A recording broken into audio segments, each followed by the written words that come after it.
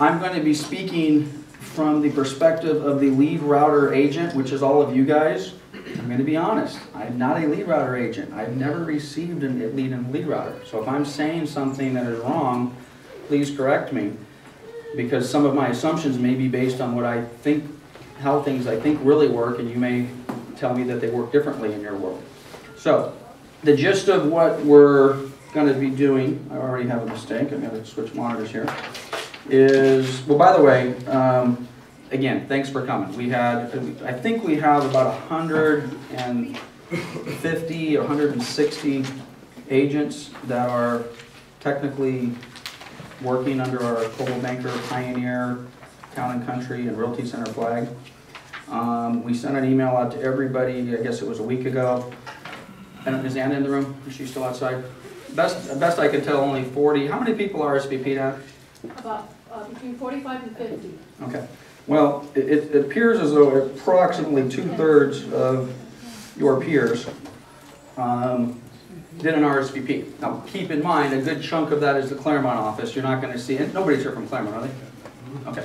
I screwed up. I booked this on a conflict with something that Claremont already had on the calendar, so there's nobody from Claremont in here, which is kind of good for the Claremont agents, and it's going to be good for some of the people who just had a conflict today. And frankly, some of you may say, well, when you do this class again, we're going to do this over again, probably next week.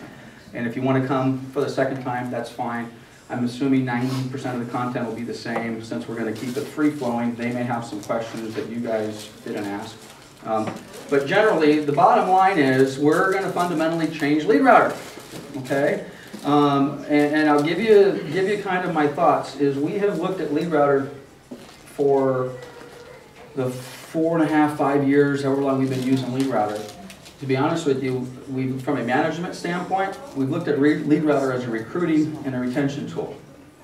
So in other words, if you're a new agent coming to, Coldwell Banker, myself and Shelly and the other managers, and prior to Shelly's. And by the way, has anybody ever seen Shelly so happy in the last couple of weeks? God, it really pisses me off how much smiling I see going on over there. But at any rate, we've said, hey, come work for us in our Coldwell Banker family, and we will put you in a Leadrouter system. And basically, you don't really have to do much of anything to qualify. You take the Leadrouter training class that's required through Coldwell Banker, and we give you leads. Has anybody really ever truly been held accountable for the leads that they've been given? As a manager actually came to you and said, hey, your leads are red. You better do this. If you don't do this, you're going to be off the system. We've purposely kind of been pretty lax on that because we've just used that as a recruiting tool. And frankly, for those of you who are in the building, as broker owners and managers, we kind of have three responsibilities. We're supposed to recruit you, we're supposed to train you, and we're supposed to retain you. So you guys are already recruited. So now I got to train you and I got to retain you. And if I'm not doing those two things, what are you going to do? You're going to leave. So as part of my retention module or plan, we kind of hopefully thought, well, there's a value to Leadrouter in an effort to retain the agents we have. Let's just allow them to have access to Leadrouter, frankly, with no accountability, so to speak, on whether you do a good, bad, or a different job with the leads. Bottom line is, whether that's been a good philosophy or not, we're changing it, okay? So in other words, if you are an agent, and I'm going to assume most of you are in this room because you like Leadrouter, you see value in Leadrouter, you've done a good job in Leadrouter. But frankly, the fact that over 100 of the agents that work side by side with you in these offices didn't even RSVP is an indication that there's a problem with Leadrouter. And 100 of those people, maybe not all 100 of them, but certainly 50 of the people who are not in this room are actively and eligible to get Leadrouter leads, and frankly, that's going to change today. It's not, well, let me rephrase that.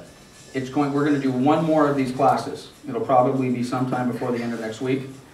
If you have not attended this class, you will not be able to be eligible for Leadrouter. So the good news for everybody in this room is at least you're going to meet the minimal threshold to get Leadrouter leads, and your chances of getting a Leadrouter lead should almost double within a week. So if you've been getting one opportunity a week, you should now be getting two. If your phone's been, just double the amount of calls you get, they should literally double. And then to be completely blunt, probably within a month, that number is going to shrink in half again. because just showing up at this class is, I'm under no illusion that everyone's going to do what we need to do. Okay? So with that in mind, let me show you partially why we're here. This is Gold Mine. We're not going to spend much time in Gold Mine, but if you can see that, it says secretshopper@fanniemae.com. This is an email. I think I mentioned to you guys last week that we've been shopped at Fannie Mae a few times. I think I said we've been shopped 7 times. 1, 2, 3, 4, 5, 6, 7. We've been shopped 7 times. Okay? I mentioned to you that one of the shopping results we had, actually 2 of the shopping results we had, was a failure. This is one of them. Okay? In an effort not to embarrass or put anybody on the spot, I apologize. Somebody's name's Stephen Amaya. Your name's on the bottom of this. You failed. I love you, but I'm sorry. But as I've said previously, so to kind of lessen the blow that I just hit Stephen over the head with, Stephen is probably one of the best Leadrouter agents we have, which was kind of scary, because here's one of the best guys we have that failed my secret shopper call. And to be honest with you, if I had an opportunity, just blindly say, I know I'm going to be shopped, and I've got to give this lead out to, I only had 10 agents to pick from in the entire office. Stephen would have been in one of those 10. And I would say, yeah, give that lead to Stephen. And this is the result we got back. So let me share with you some of my fear. Can you see this well at all? Yeah. Let me just kind of give you the basics. They do us on the website. Stephen has no control over that. We got a 5 out of 6 rated on the website, and that's Anna's fault. Okay, we had a picture that was missing or something. Okay, it would have been nice if we had had more pictures and a better description or something like that. We could have got literally a 7 out of 6. We could have got extra credit. We would have been scored well. So we have a little bit of a problem there. Agent response, which is, in the context of this, we got a 60% response. I'm not sure exactly what that means, other than it has something to do with the timeliness that we got back to this lead. Okay, my experience with this so far is they're not expecting a 15-minute callback. By the way, what's the rule to call back the Leadrouter calls? Okay, well, I heard 10. I like that better. We kind of said 15, but 10's better. Quite honestly, who's got leads in the last couple days? The phone number's changed, correct?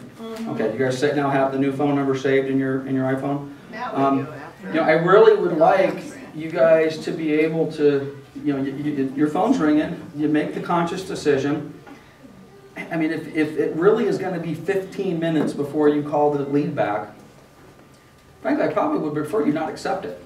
Because what I'd like you to do is accept it, and then drop everything you're doing and call them back within 3 minutes. But at any rate, we failed on our response time. Professionalism, and again, I apologize, Stephen, for attaching you to this, but I've got to get it down to the bottom of the email. Whatever you did left a 33% agent broker professionalism level in their mind. Not so good. Agent broker knowledge, 50%. Their expectation, not necessarily your knowledge of real estate, this is your knowledge of the property. This particular caller was calling on, where is it at? San Bernardino Avenue in Bloomington. Who has seen San Bernardino Avenue in Bloomington? How long have we had that listed? A long time. It's a beautiful house, isn't it, Selena? Stunning. Stunning. If I called you right now and said, hey, what can you tell me about San Bernardino? And just a basic question. Well, how does it, you think it would qualify for FHA? Who can answer that question, honestly? Who can answer that question? One of you. Broker knowledge of the property. Okay? Now, the sad part about that is, keep in mind, the consumer is looking at a minimum, they're looking at a set of pictures on a website. And just by looking at the pictures on the website, without even going out to the property, could you tell if it qualifies for FHA? The house is boarded up. Yeah, even if we, the collective we, if you didn't have time to go preview the property, which I heard, I think a week or so ago, well, so we want to preview every single property, yes. Okay, well, even if you don't have time to do that as quickly as I'd like you to, you certainly can go through and take a look at some pictures. It's a newer house, it's an older house, it has a kitchen, it doesn't have a kitchen, it has appliances, it doesn't have appliances, the windows are boarded, it's not boarded. So at any rate, I don't know what the response we gave on that, but if we're giving a response of, I don't know, I haven't seen the house, we're in trouble. Agent broker follow-up, 1 out of 4. I don't really know exactly what that means. That could have to do with we didn't reply back to an email timely enough. Maybe we left a message and we didn't call them back fast enough. Maybe we promised them that who has said the following thing, which I personally think is an acceptable response to a client. They ask you a question, you're not exactly sure, okay? So maybe our broker knowledge is in question. We say, that's an easy enough one. I'm not 100% sure. I don't remember. By the way, I don't ever want to say, I haven't seen the house.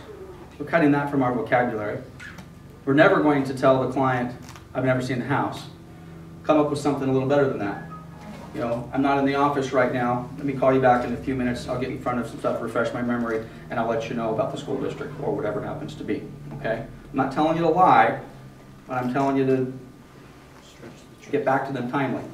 My feeling is if you told them, I'll call you back in 10 minutes with an answer, and you called them back in 10 minutes with an answer, our follow-up would be better. Okay? Same thing applies if we have a lead that comes through the system, and by the way, does anybody think they've been shopped in this room? You don't think you've been shopped? Okay. Well, of the 7 times we've been shopped, I picked up the phone 5 times. I think I mentioned this last week. It was very obvious to me after the 3rd question. Keep in mind, I allowed the client to get to the 3rd question. Okay?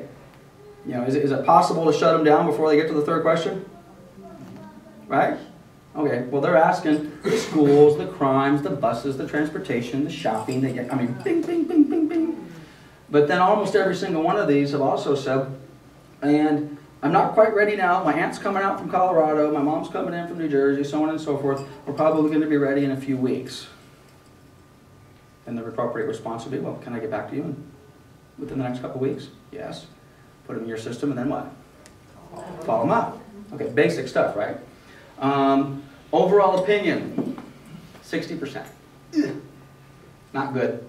Email professionalism is 0. That's probably not Stephen's fault, because the email may not have even have gotten to you. It might have crawled through Leadrouter. It came to you in the form of, hey, call these people back. But that's another thing. If we're getting an email lead, and again, I'm talking to secret shoppers now, but generally I want to apply this to all the leads that are coming through. If we get a lead via email, and that filters through to you guys, and even if it has a phone number, I would like you to email them, okay?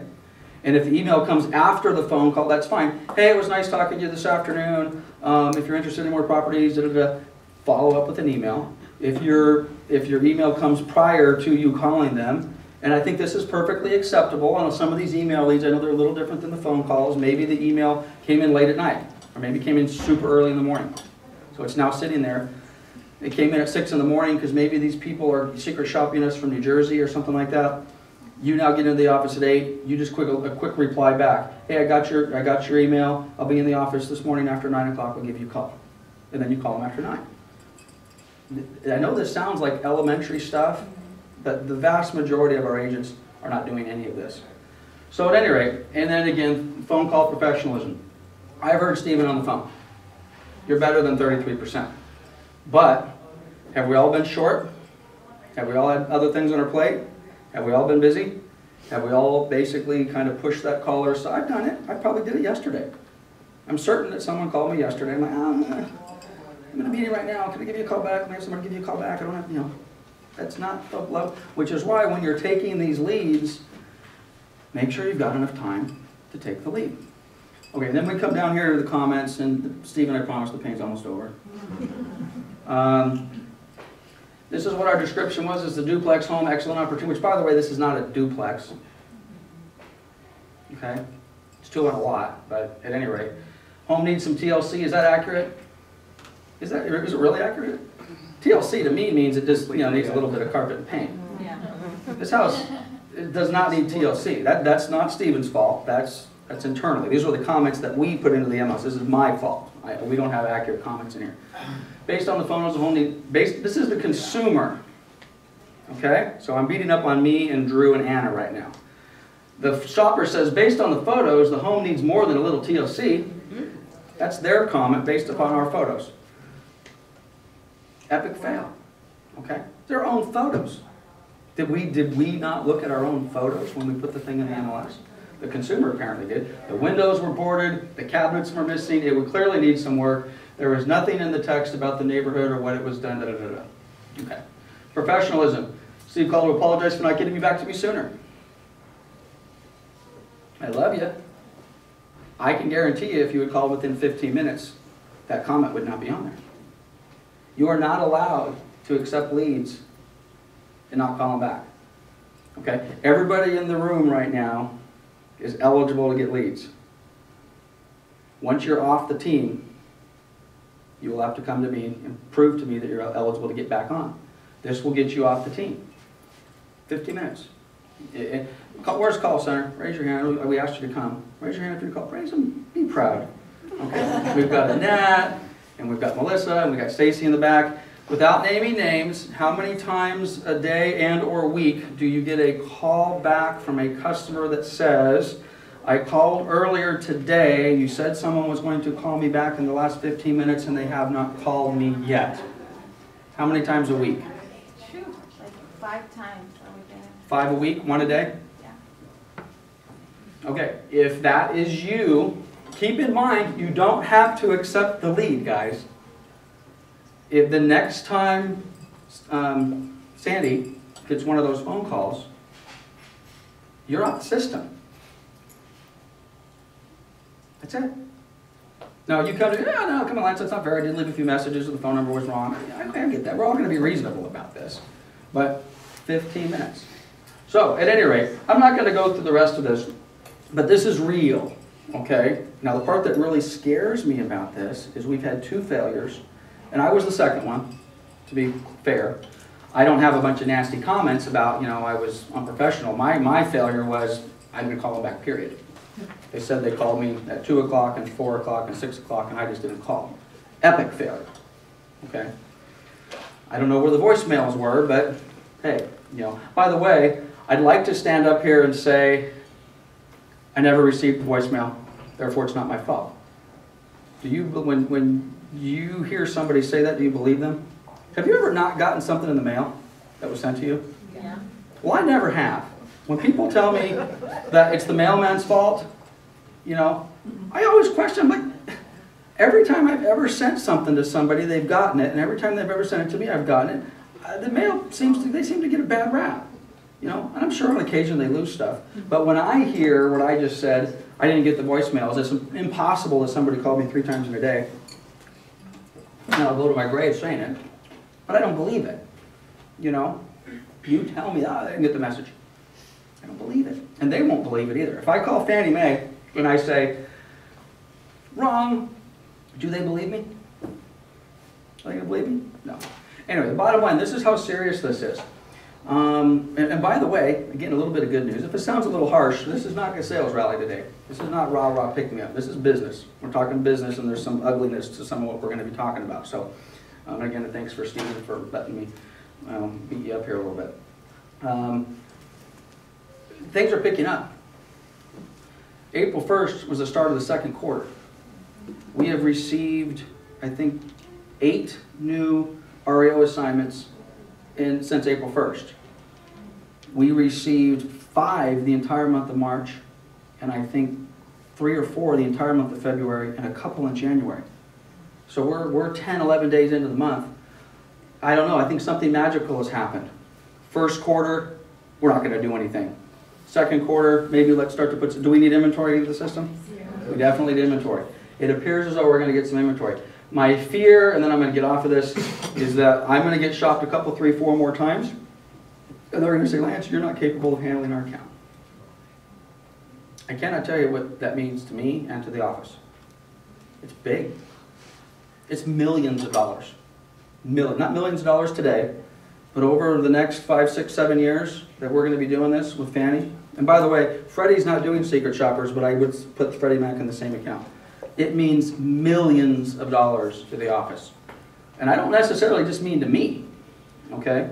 The buyer leads and the business that comes through this account alone is millions of dollars to the office. So we have to do better. All right, so with that in mind, who has seen the new Leadrouter? Most of you, good. Okay. Now this is a little different. This is the back end side of the system. Like it so far? Love it? Hate it? You got to like it better than the old one. No? No. No? Who said no?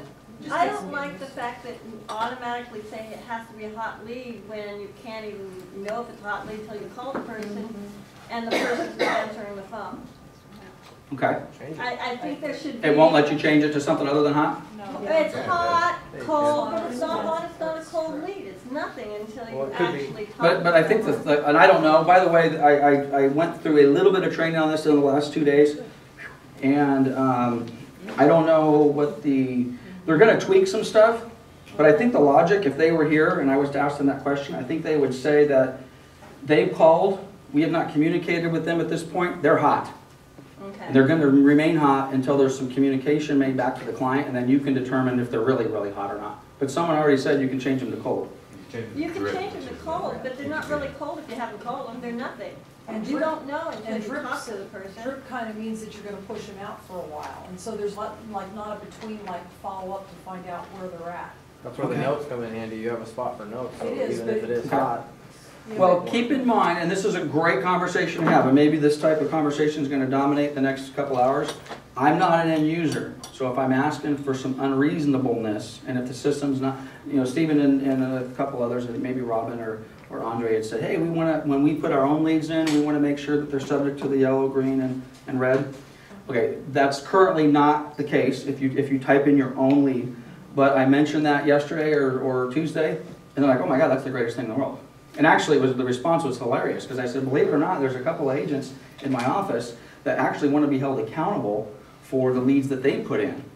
And the room busted into laughter. The thought of agents wanting to be accountable. Okay, so you're one of them? Good, we'll add you to the list. I had a question. Okay. The old Leadrouter, I could see all my leads at one Okay. time on one screen. Okay, I can't figure out now how you can't? to do that here. Does anybody figure that out? I Just click have. on all, view all leads. Click on view all.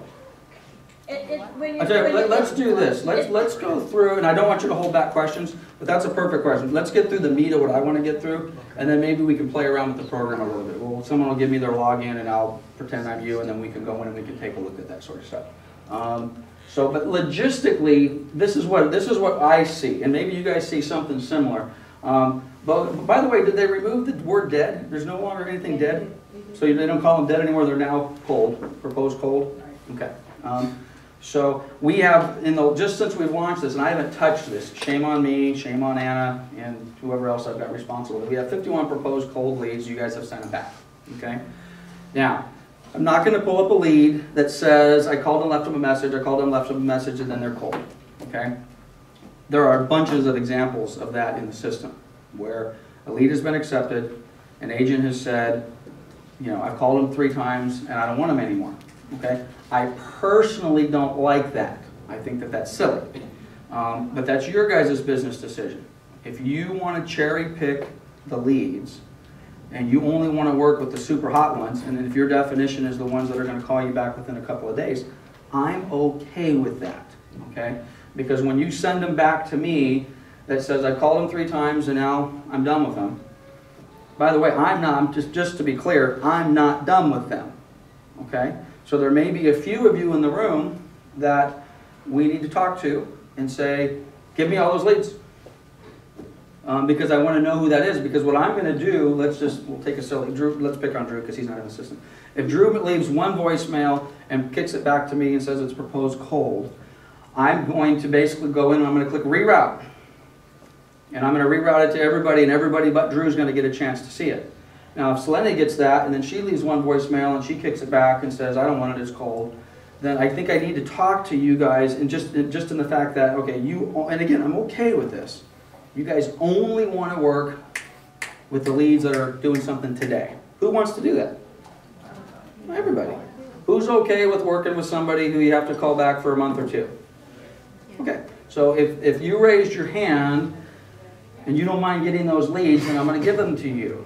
If you don't want those leads, you need to let me know, because we're going to, basically the magical part about the system is I can partition this thing out in a million different ways, and you're going to see that here in a little bit. Who wants to get these type of leads? Did I just do that with my hands? Wow.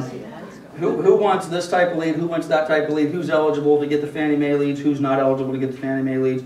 Who's going to get the, whatever happens to be? So just let me know when it comes to that. And then we've got 7 that need to sign. I'm not going to go through the matrix of this, but there is one other thing, and I don't know how to pull it up really fast, so I'm not going to bore you with it.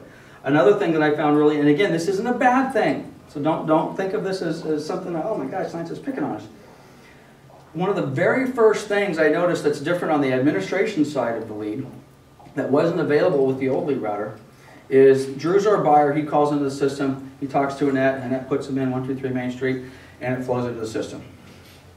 It calls rows. It goes through 6 or 7 of you. On the admin side, I actually get to see that now. Okay? I can pull up Drew's contact, and it says at 12 o'clock it called Rose. Rose didn't pick up. Technically, you rejected it. And there's not a 3-minute delay, by the way. There was some confusion, or a 5-minute.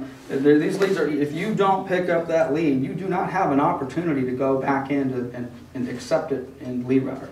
It's gone, okay? Which is a good thing, because I was confused. I had thought that somebody had said, and maybe it was true in the old system, that the lead stayed in a queue for 3 minutes or 5 minutes. Okay, well, it doesn't anymore. Okay, I wish we would have changed it a long time ago. But at any rate, we just pulled up one lead at random, and I think how many people did it go through before someone picked up the phone? 12 people. 12 people. Which in effect was a problem, because I think Annette was the one who actually put the lead in the system, and if you told them someone's going to call you back in 15 minutes, it literally, it takes about a minute between phone calls, so it was almost, maybe even more than 15 minutes later before that one person said, sure, I'll take it. Okay?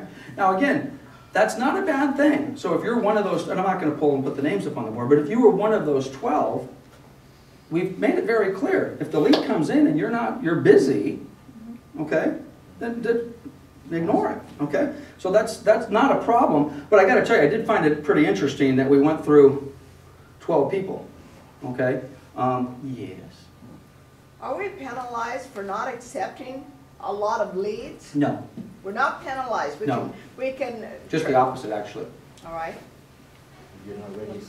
Just the opposite. What do you mean by the opposite? Well, let me give you one of the reasons that we're here, and I'll leave the names out.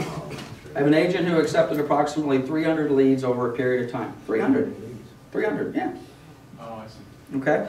I have another agent who accepted about 300 leads over the same period of time. Okay? And actually it was interesting, because there's another thing that Leadrouter does, and I haven't spent enough time to demo it for you, but just trust me, this is true. It'll say, your phone rang 400 times. You accepted 300 of the 400 rings. Of the 300, you proposed 150 of them dead or cold. You're incubating so many, you're actively working on so many, and you've closed so many. Okay? It gives that whole range.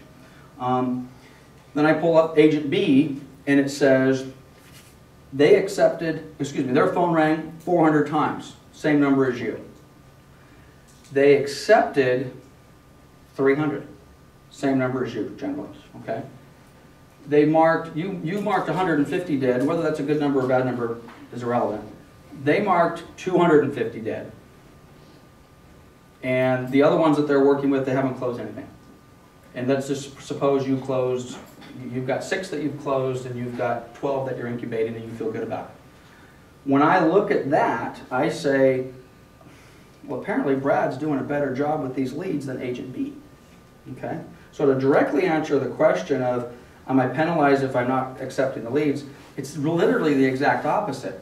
You will be penalized if you are accepting the leads and you're not doing anything with them. Okay? If you choose to only work on the buyer side of the calls, 3 days a week, and the rest of the time you're blocked out of the system, and frankly, even if you're cherry picking those leads, but you're converting them and you're closing them, by the way, there's going to be some expectations of closings. We have had people that have been in Leadrouter for 4 years that have never closed one transaction and have accepted 800 leads. Not going to be in the system anymore. Again, the model has changed. Remember, recruiting and retention, that's gone.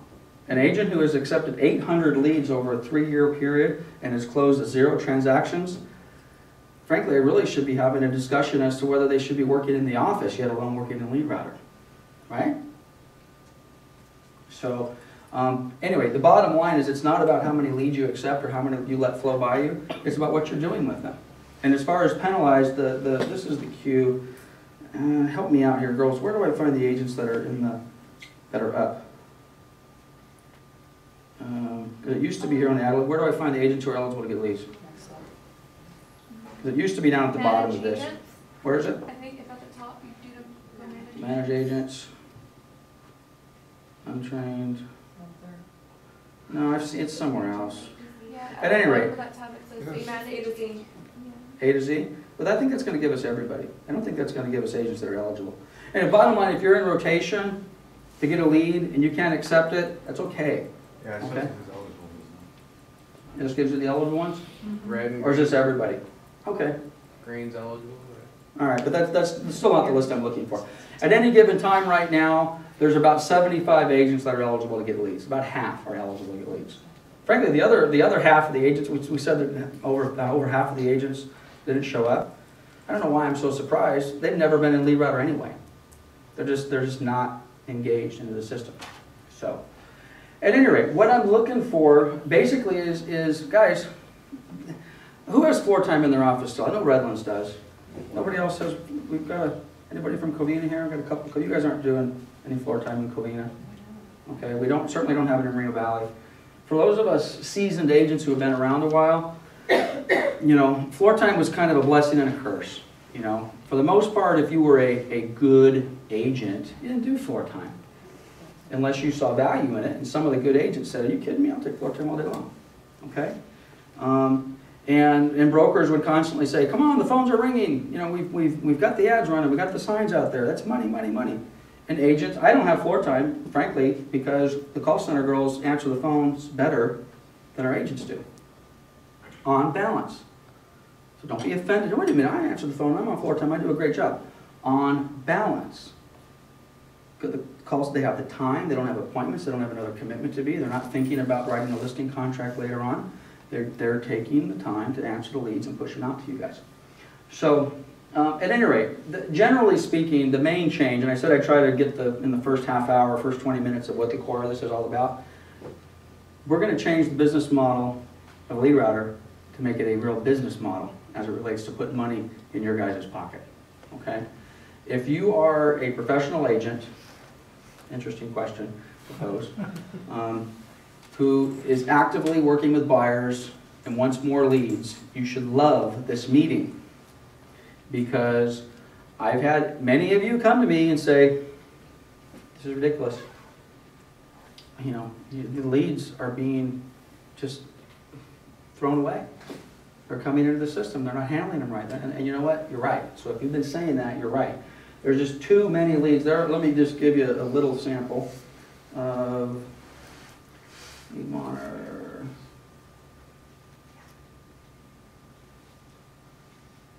We have, and this isn't even all of them, guys. This isn't even all of them. Okay. There are almost 1,700 leads, 1,700 that we've marked dead. Flat out dead. Now it says cold here, but they used to be called dead. Okay. Keep in mind, and I get it. I get people call, they're looky-loos, it's bad information, and so on and so forth. But most of these people have physically picked up the phone and called and said, "Can you please give me information on 123 Main Street?" And 1,700 of them, we've said, are no good. Who wants to call those 1,700 leads today? Right. Everybody's hand should go up. And I think if you didn't raise your hand, you were just thinking about it. You just didn't feel like raising it. I mean, do you think there's 10 escrows in there? I do. I think there's maybe 30 or 40 escrows in there. And I think there's 30 or 40 escrows in there that are probably gonna close in the next 60 to 120 days. I bet there's another 30 or 40 or 50 escrows that are gonna maybe close within the next 12 months. But again, the whole point of this is we wanna make sure we're just managing these leads a little bit better. So with that in mind, this is what we're gonna do. We're going to do a couple of things with Leadrouter. First of all, if you're attending this class, it's an automatic A, okay? Ever had a class like that in school where you just showed up, you got an A? We all get an A, okay? An A means you're eligible to get Leadrouter. Now I want you to go back and I want you to tell your colleagues next to you in the office next to you, or maybe you don't want to tell them that, but they're out. Now again, I'm going to give them a chance to come next week, but if they don't attend next week, they're out. Can they get back in? Yes. They need to come to me. Oh, special circumstances, I get it. Let's talk. Let's watch the video. Let's get trained, and this is how we're going to do it. Now, again, keeping your A in this class is going to be tougher. Okay? I am not saying you cannot go red. I'm not saying you have to be green 100% of the time. That is not what. Having said that, if you're chronically red, if you're chronically doing things that appear to be outside the realm of what's acceptable in managing these leads, I'm going to sit down and talk to you, and I'm going to say, okay, you're out. Not out of Leadrouter, but you're out of what I'm going to call the A bucket, okay? And we're going to have a couple different buckets of leads, okay? Fannie and Freddie are going to be one bucket. For the most part, I'm not going to say you are all eligible to get those Fannie and Freddie leads. Those are the secret shopper leads that are scaring the heck out of me. If you screw up, you will be out of the A bucket, you'll be put in the B bucket, which means you can get any lead that's non-Fannie or Freddie, okay? Yes? Quick question, how soon does it go red? Well, that's a good question. Let me show you briefly. I think I can get our rules here real fast. And most of you have never seen these. We've kept this a secret. We haven't told anybody the rule, which is probably stupid. I don't know why we didn't share our rules with you. Anna, where's the Leadrouter settings. business rules? Okay, these are the rules in Leadrouter, and there's a lot of them. I'm just going to try to point to the timelines here if I can. Which, by the way, the rules are the same for every office. Okay, same for, it doesn't matter where you're at, it's the exact same rules. And let's see if I can't find.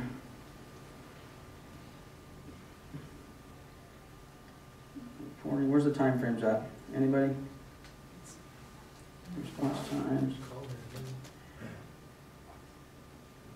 Where do we put the times at? Okay, well, let me try to give you the rules. I think it's 8 hours from the time your phone rings. Okay? Right? Sound right, Shelley? Yeah, it's 8 hours. It's 8 hours. Okay, your phone rings.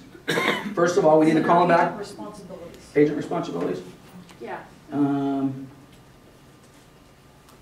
It's down. Under Reporting requirements. Agent responsibilities. Ah, okay, here we go. Okay, here they are. You have to log into Leadrouter within the first 8 hours of the time you accept the lead to put in some sort of status change. So your phone rings today at 1, you accept it, you give them a call, but you're not near a computer, which, by the way, who's got the iPhone app? Gotta tell you, if you don't have an iPhone, I don't think they have a Droid app yet. There's a reason to go out and get an iPhone today, because now you have an iPhone app on your phone, which is a Leadrouter app, and you can do your updating right there on your iPhone from the comfort of your car. Okay?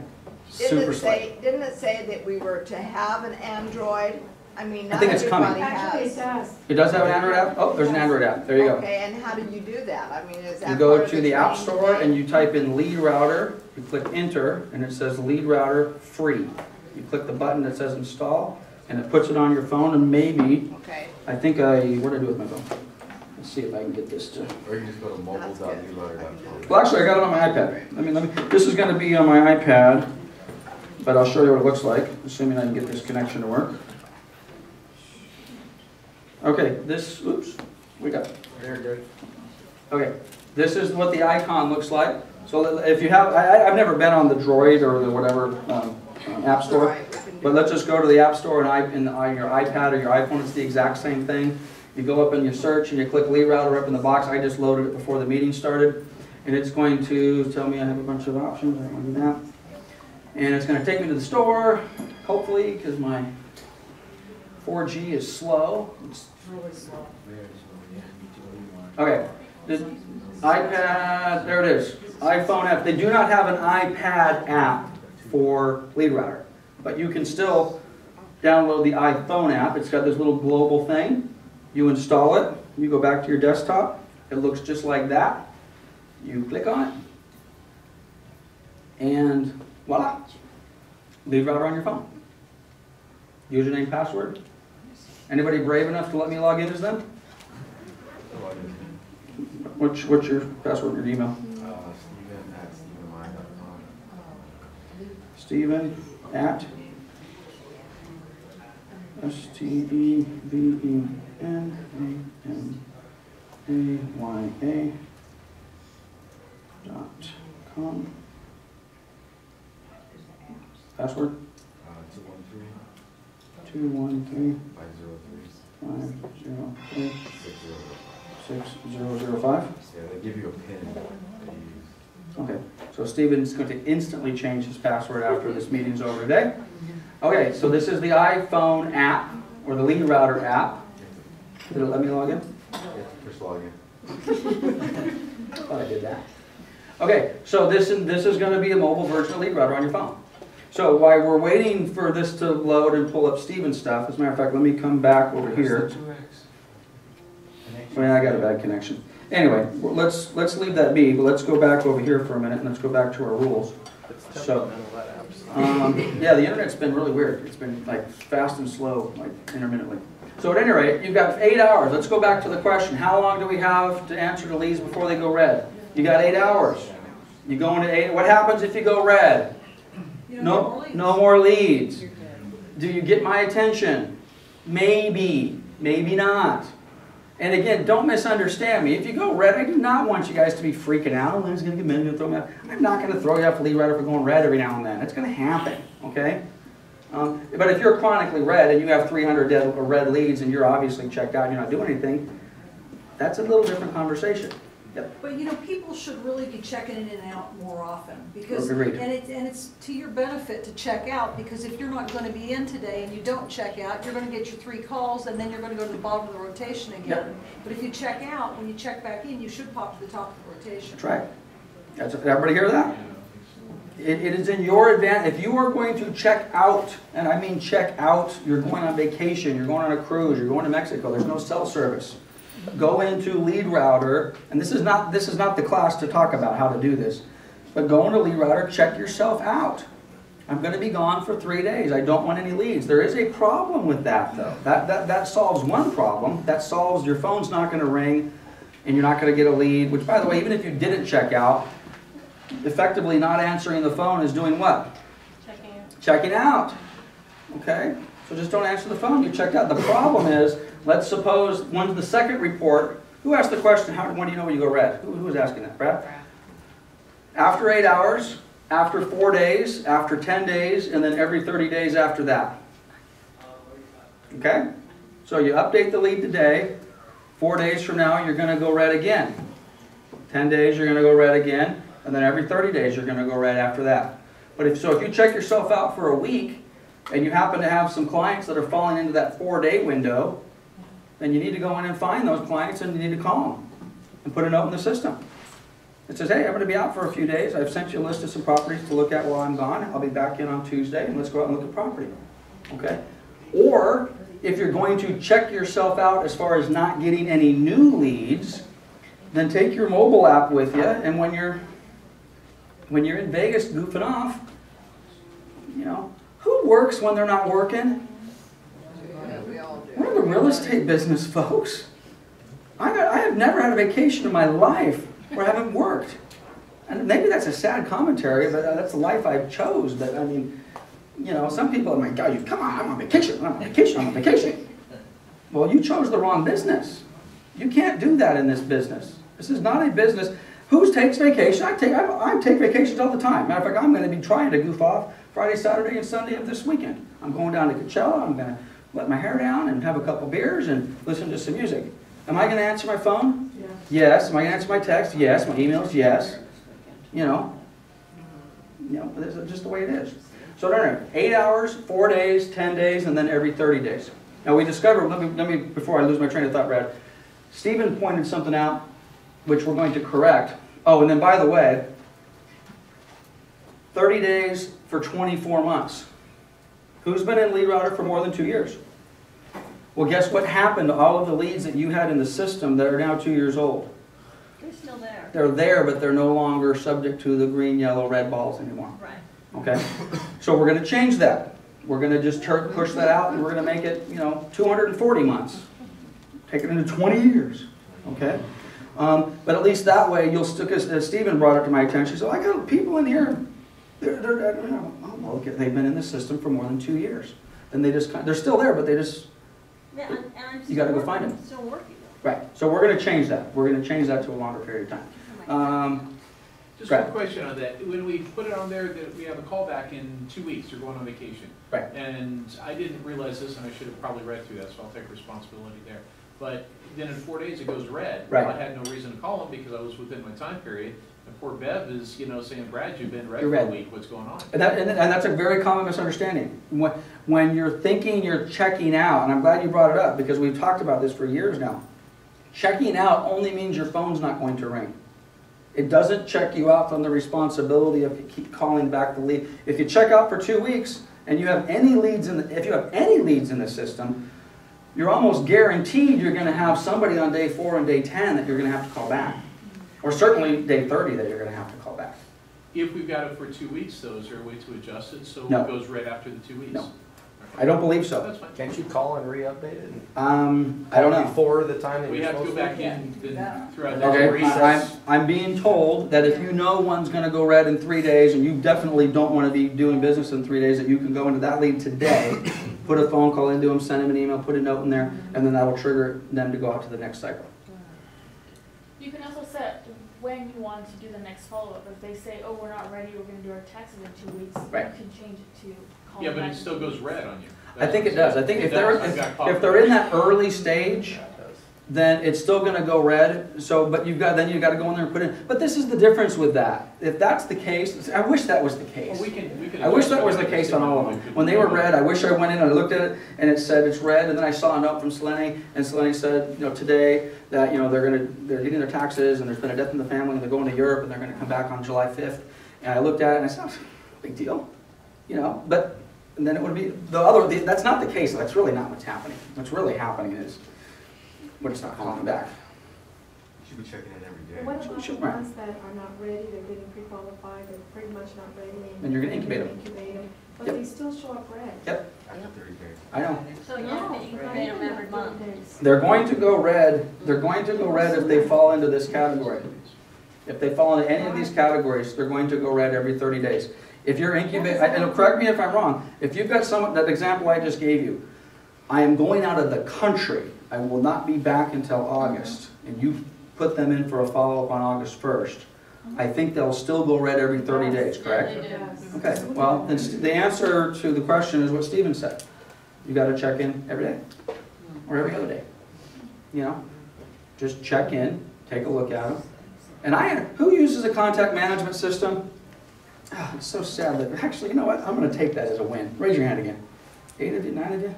Thank God. All right, God bless you, okay? If you're using a contact management system, do you like this as a secondary one? You do? Okay, well then I was going to say I would hate it.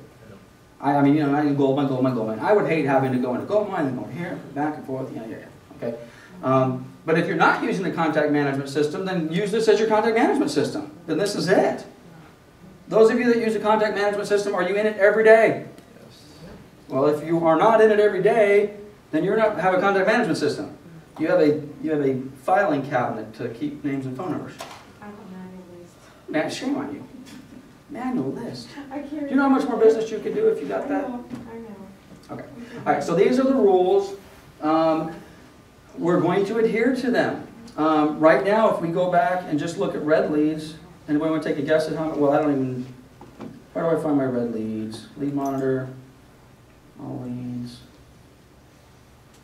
Where do I find my red leads, Anna? Attention, monitor leads needing attention. Leads needed attention. Is that the same as the red? No, let's see what we got. I'm just looking for some red. You're on Stevens, you're not on, No, this is me. I'm back in as the admin. oh. These need attention in one form or another. View all leads. Red. There we go. All red. Anybody want to take a guess? 368. Now again, in fairness, like, well, there's some property management leads in here. There's 1,533 red leads. Now, in fairness, probably about close to 1,000 of those leads are property management leads. I need to partition those out. But I assure you, there's at least 533 of them. So those aren't dead leads. Those are active in the system that have not been called, and they are red. And I can also tell you that there's several agents that have multiple red leads. I'm not talking 1 or 2 red leads. They've got 20 red leads. They've got 30 red leads. Are those agents going to be eligible for Leadrouter tomorrow? No. No. I have a question. I've gotten calls where it says Lance's rerouting. Yep. By the time I call the client, they've called like a week and a half ago or a week ago. Mm-hmm. And that lead is Yeah. pretty much cold. It's a problem. Well, yeah, and you know, and this is the problem with that. Is some of that's our fault. That when I say our, the admin side, and some of it is your guys' fault. You're giving us a lead back. What do you have to do? Go back to the rules. 8 hours and then 4 days, right? So if you go into the first 8 hours and you keep the lead green, we're not going to bug you. And then 3 days, 4 days later, you really call the lead up. And then you reroute it, and then we get it, and then the call center flips it back out. And in reality, that call's 4 or 5 days old, right? And the problem is that the agent who originally accepted the lead really didn't do anything with it. And it sat there for 4 days. Problem. Big, big problem. A lot of money on the table. So, will it be green, yellow, then red as Right. it's been before? Yeah, I think it's the same. Is anybody, can we verify that? Green, yellow, red, same? As far as that, it's the same? And we'll still get an email that says you have a lead that needs Correct. attention. Correct. Oh, and that's the next thing. I mean, if you are, and again, I get the checking out of the system, and I get the fact that you want to, I mean, believe me guys, I'm all for balancing your life, and I'm all for, I really need to take some time off, and I really need to check out. But if that's what you're going to do, then, and you're not, I was going to say, if you're sitting on the beach, and you don't have your email or your ability to check your stuff, then you need to have somebody else in the office do it for you. Ask Bev. Say, hey Bev, could you please just check in for me every other day for a few days. You know, I have a serious issue. There's a death in the family, and I'm not going to listen to my phone. I'm going back east. And help me out. Are you going to do that? Of course. You're going to do that. Call center will do that for you. You know, call the call girls and say, hey, I'm going to be out for a few days. I got a serious thing going on. Could you please? Now, have you guys ever been asked to do that before? No. If everybody's asking you to do that, is it going to create a little bit of a burden on you? Yes. Okay. But we can work on this. Ask an assistant. Ask the person sitting next to you. Ask me. I'm in there all the time. Ask me. I can look at it. I can say, oh, yeah. You know, not a problem. We're going to make a note in there. It says, hey, this lead, you know, push it out a couple days. It takes 10 seconds. Okay. I actually want to wrap up with Leadrouter a little bit, but before let's finish the dialogues. Everybody, is it clear to me what the goal, or is it clear to you guys what the goal is? Okay. Are you comfortable with this? You think you should all be happy with this, to be honest with you. Even though I'm kind of approaching this in a way that says we have a problem, I'm hoping you guys are the solution, and you should get a lot more leads. Andre, and then we'll come to the call. You said you were going to talk about a business model, and then you talked about A and B, and then the leads going red. Was that it? The business model is we're going to make money on Leadrouter. My definition of making money is no longer recruiting and retaining. Do I still want to recruit agents? Yes. Do I still want to make you guys happy and retain you? Yes. But I'm losing money in Leadrouter. I'm losing money. Last year, we closed less leads than I don't even know what the number was. Shelley and I talked about this a few months back. The amount of leads that we're closing in Leadrouter is pathetic. One of two things is happening. Either we're not following up on the leads, or you guys are stealing from me. Oh my God, did I just say that out loud? Did I just say that out loud? Are you stealing from me? What does it mean? I mean that you're taking the leads, you're closing escrows, and you're not telling us it's a Leadrouter lead. Okay? Don't you check on that? No, I trust you. Oh, oh! We check a little bit, but I'm not. No, I trust you, Rose. You give me a check, and you're supposed to say this was a Leadrouter deal. I trust you. Has anybody told us that? Huh? Has anybody told us that? Not that it's happened. Did I trust you? Do I need to tell No, you? no, that we're supposed to say it's from Leadrouter. Yeah. Yes, on your sales report. On the sales report. Sales report? Sales report. I can check it back before. We can check it. I mean, we can verify the name. We could go in a lead router. We don't want to. But by the way, let's not get ugly about this. The bottom line is, I'm not worried about an agent using that ugly word stealing from me. That'll wash itself out. That's not the problem. The problem is most of the leads are going to agents and the agents are not handling them properly. I want to get them to you guys. I want to get them to you, and frankly, I want you guys to all close an extra 5, 6, 10 deals this year, each. And I think that's very, very doable if we just handle the lead router. Who would like to close 3 extra deals this year? Here it is, baby. And honestly, I think 3 is conservative. If you don't close between 6 and 10 deals this year, and I'm talking, yes, 3 months of the year are already gone. If you don't get 6 transactions out of this between now and December 31st, you're not doing it right. Anybody agree with that? Get an amen. Okay, I skipped Paul, and then we'll come back to Shirley. Yeah, your earlier example, you said hypothetical, I think it was 300 leads came, Yep. 150 went active, Yep. 6 closed. Yep. That's kind of like mine. Okay. And, except for I would say 100. Well, I wasn't going to use you by name, but okay. And then close 6, and I'm worried about that because. If you've closed 6 lead router transactions, Yeah, then you're in the top 10%. You have nothing to worry about. really. If you've closed 6 lead router transactions in the last 12 months, you're not in the top 10%. You're in the top 5% of agents closing lead router deals. You got nothing to worry about. To me, that's pretty bad. Okay, well, we can talk about, and I don't want to get bogged down in that minutia, but let's give you some examples. Let's just suppose Paul accepts 300 leads and he marks 150 of them dead. And Jim's new and he catches up and he accepts 300 leads, but Jim's only marked 50 of them dead. Which one do you think I would like better? In theory, I should like Jim better because he seems to be working with a lot more leads. Paul, you seem to be marking them dead a lot faster. Is it really fair to just stop right there and make that judgment? No, completely unfair. Okay? Maybe Jim's just not marking them dead. Maybe he's incubated and not doing squat with them. At the end of the day, as much of all of those numbers I'd like to look at, how many you mark dead, how many you mark bogus, how many you incubate, at the end of the day, what am I really going to look at? How many have you closed?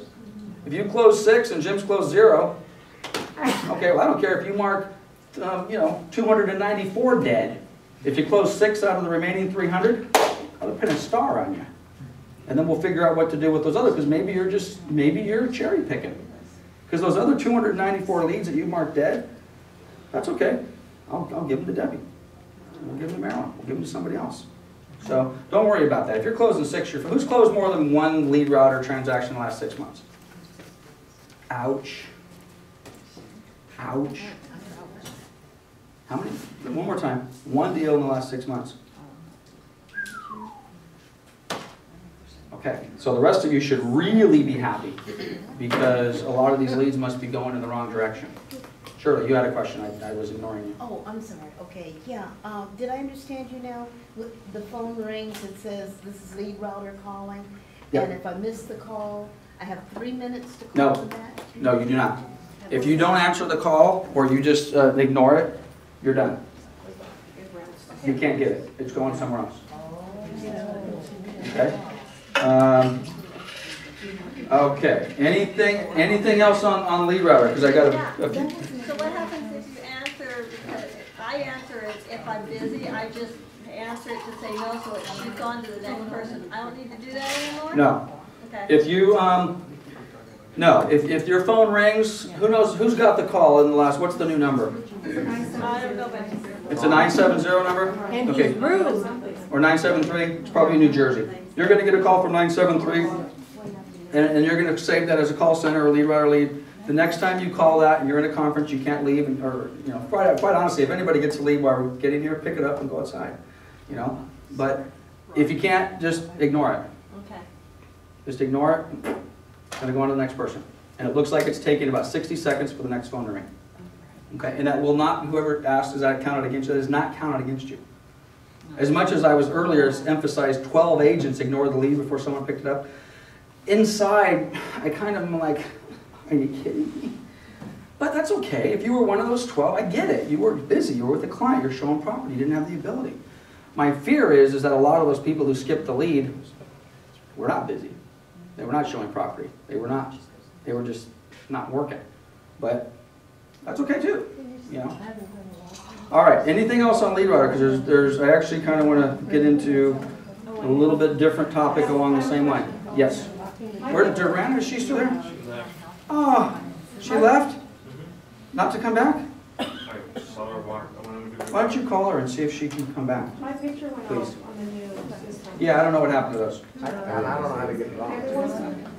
Yeah, we lost everybody's picture. Yeah, and you've tried and you can't get it back on? I tried. Mine popped back on, mine just. It did pop back came on? Yeah.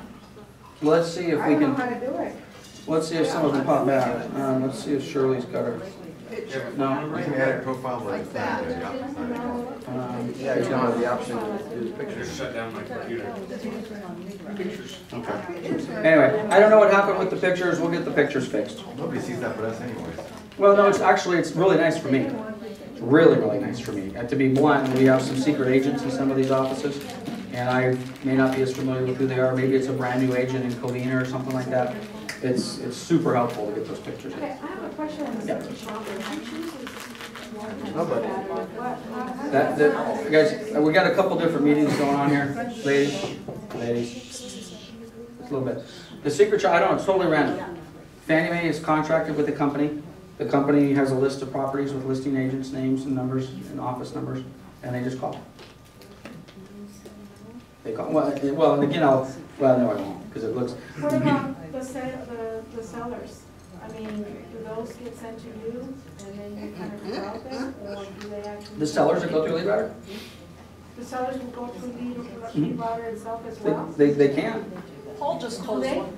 Yeah, Paul they just closed can. one with, there was a With a seller. seller? Yeah, most of the Leadrouter business are sign calls that are coming in on our property.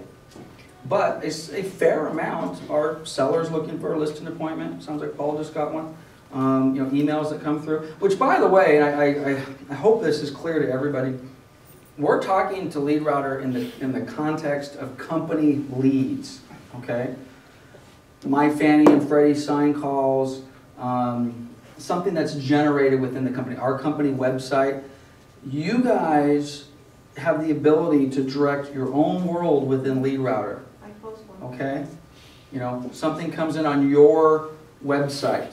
You can, so it doesn't go through all of the people, it goes to you, okay? If you have a sign call, okay, and this is generally the rule in all of our offices, your sign calls do not go into Leadrouter, they go to you, okay? Now, if you want to have, who does primarily listing business in the office? Call yourself primarily listing agent, okay? If you consider your primary listing, well, let me rephrase it. Who has a sign in the yard for a listing? Okay. Keep your hand up. Whose phone number do you have on the sign? Your cell number? Yes. Okay. Now, do you answer your cell phone all the time? Yes. Okay, I got one honest person that said no. Nobody answers their cell phone all the time. If you wanted to have your sign calls directed into the call center, the call center will answer the phone for you. Hey, this is Lance. I'm calling on 123 Main Street. It says, you know, it doesn't even have to say the agent's name. I was going to say it's got, you know, the speaker's name out front. Even if they don't say that.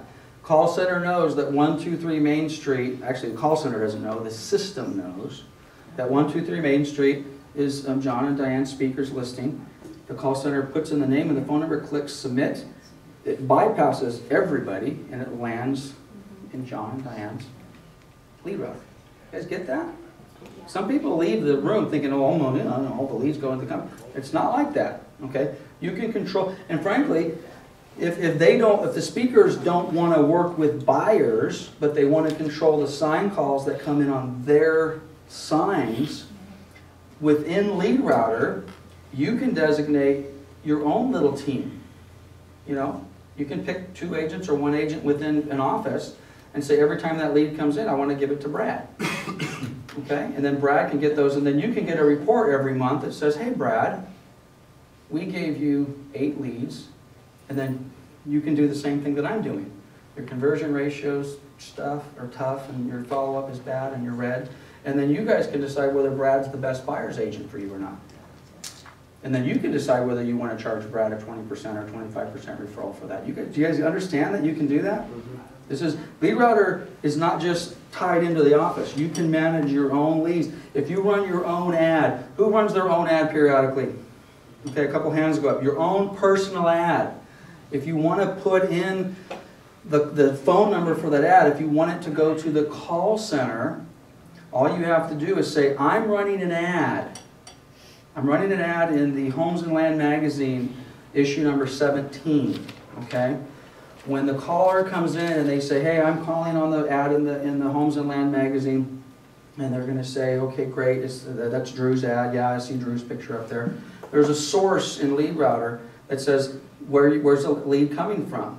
Well, it's coming from the Homes and Land ad that Drew is running. They click Homes and Land Drew, that lead goes directly to Drew and bypasses everybody else. And then you guys can manage your own leads. Got it? Wait. Does it automatically go to us, or do we have to let them know that we're? You'll have to let. Is that what you said? You'll have to let them know. And who do we call to let them know? Well, you could let Bev know, or you could send an email to the call center at pioneerrealestate.com. Say, I'm running an ad today. It's going to run for 2 weeks. It's Homes and Land issue number 17. Pat's running the ad. We make a source in Leadrouter, and we say, it's very simple. Source goes to listing agent. All right. Okay? You guys can do that. What percentage of the leads are not Fannie and Freddie? Pretty significant. I'd say probably half right now. But I think that's going to change because the Fannie, we're starting to get Fannie inventory, guys. We're starting to get REO inventory effective April 1. It's amazing. I mean, 2 weeks ago when we had our meeting, I was like, oh my God, I haven't got a new assignment in forever. And we've gotten a bunch of assignments since April 1. It's kind of nice. Inventory looks like it's coming. But I want to come back to the Fannie and Freddie stuff in a minute. Yes? I have a question, like one of the agents in the office ended up getting a Leadrouter. She picked it up and after talking to the client realized that the client only wanted to talk to someone in Spanish. And then she comes to me and tells me, if I want to work with it. And wants a referral? Yeah, but after paying you the referral and then paying that agent the referral, Yeah. I mean, how do you handle that? That's kind of tough. Who's done that? Who's got a lead? No, but have you gone to somebody else and said, hey, you want my lead? But I want a 20% referral, and I got to pay Lance a 20% referral, and I want my split. I would suggest that you don't do that. I mean, if you want to do that, then you work out a deal with an agent in the office that says, hey, this is the deal. When I get a Spanish speaker, I'll give them to you, and when you get an English speaker, you give it back to me, and we'll trade off. Okay? But, what's that? Don't do that. Yeah, I don't. Go back to the system. Yeah. Get sent back to I the wouldn't system do and it. routed to someone who speaks That's what I was Spanish. thinking, is It's there a an way admin of problem because rerouting they it didn't- back and getting it They to didn't read someone? through that it should have been a Spanish. No, they should have been speaker. Spanish, which is true, which is one of the reasons I asked the call girls to be here as far as, because you guys know you can check Spanish speaker. And I don't want, this word profiling has got a little bit of a bad, bad But how rap do you here know, lately. I mean, if she speaks a little bit of English and she says Susan, Well, quite honestly, that's one thing. I mentioned 2 weeks ago, I purposely have asked the call center not to be overly intrusive when it comes to qualifying the buyers. Get a name, get an address, get a phone number. If it's obvious, to me it's pretty obvious when they're more comfortable speaking Spanish than they are English. I mean, I can pick that up pretty quick, okay? If that's the case, I'm hoping you guys are flipping the Spanish hat and checking the Spanish box and sending it forward. Is that happening a lot? Are you getting a lot of Spanish-speaking leads that are coming to your? After you accept a lead, I didn't know you could send it back. I thought you had to, No, you can send it back. Hit the little reroute button. but you're not penalized for No. that. You're not penalized for sending leads back and for not accepting them. Okay? But just one thing, again, I'm just thinking off the top of my head. Guys, are you a perfect fit for every client out there? No. They're not going to like you. They're not going to like the tone of your voice. They're not going to like that you're a male as opposed to a female. You're going to get that. Okay? If it's not working, get them back. Get them and put a note in there. This person's mean, and maybe they might prefer working with a female agent or whatever. And kind of get that information and send it back. I don't know if Carlos Gutierrez is he here? No. He always sends them back. If 3 or 4 or 5 or 6 contacts, he always sends it back and reroutes it. Okay. And it's not a bad thing. He hasn't made any headway with it, but the way he's thinking is, I'm gonna see if maybe somebody else wants it. Maybe they won't reroute it, but they have that opportunity, and Stephen does that too. Yeah. Well, that's, and that, to be honest with you, you want to talk about being penalized and or rewarded, that, you're gonna get rewarded for doing that. That's what we want. That's the team player aspect of this. You know, if you're too busy, or if you've got a lead that's just not quite working, push it back, let somebody else take it. We're gonna see it, and that's not a bad thing. It's not a bad thing to say, hey, I picked up this lead, and I, frankly, they appear to be a highly qualified buyer, but I think they're a jerk.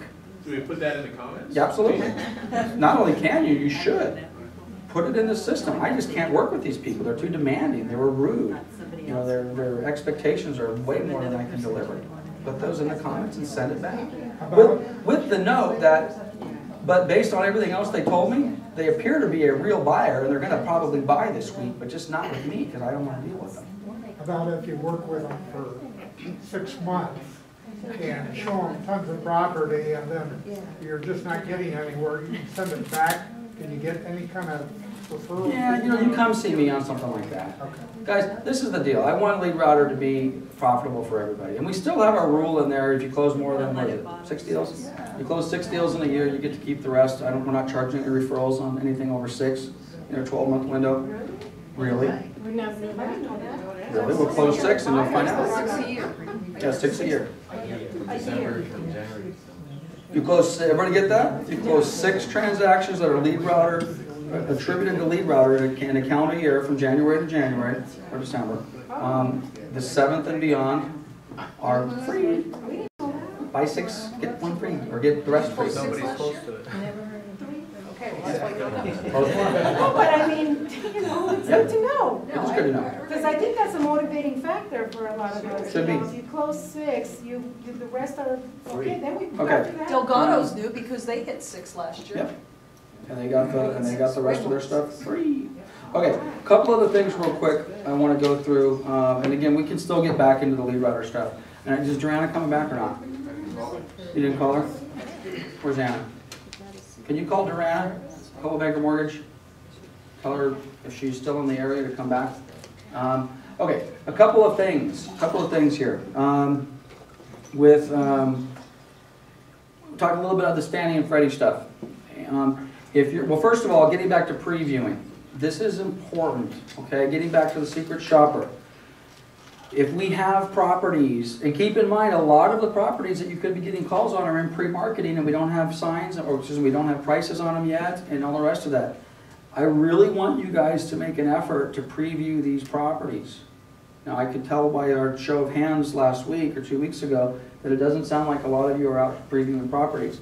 I will tell you point blank, if you are previewing properties and you are showing a knowledge of the inventory above and beyond everybody else, you will get more leads. And you may end up in a different group. You may end up in the group that says, these are the agents that have previewed everything and they know what they're looking at. Okay? And wow, now I have to attend a class, and I have to call them back on time, and now I actually have to go out and look at the properties? Yeah. And if I just eliminated 2/3 of the room, then I'm sorry, but I just eliminated 2/3 of the room. You need to see these properties, okay? Now, I understand you might not be able to see everyone all the time, but you need to see them. And then on top of that, you need to know what type of loan it is. Now, I've been asking for 20 minutes of Duran. Who knows Durana?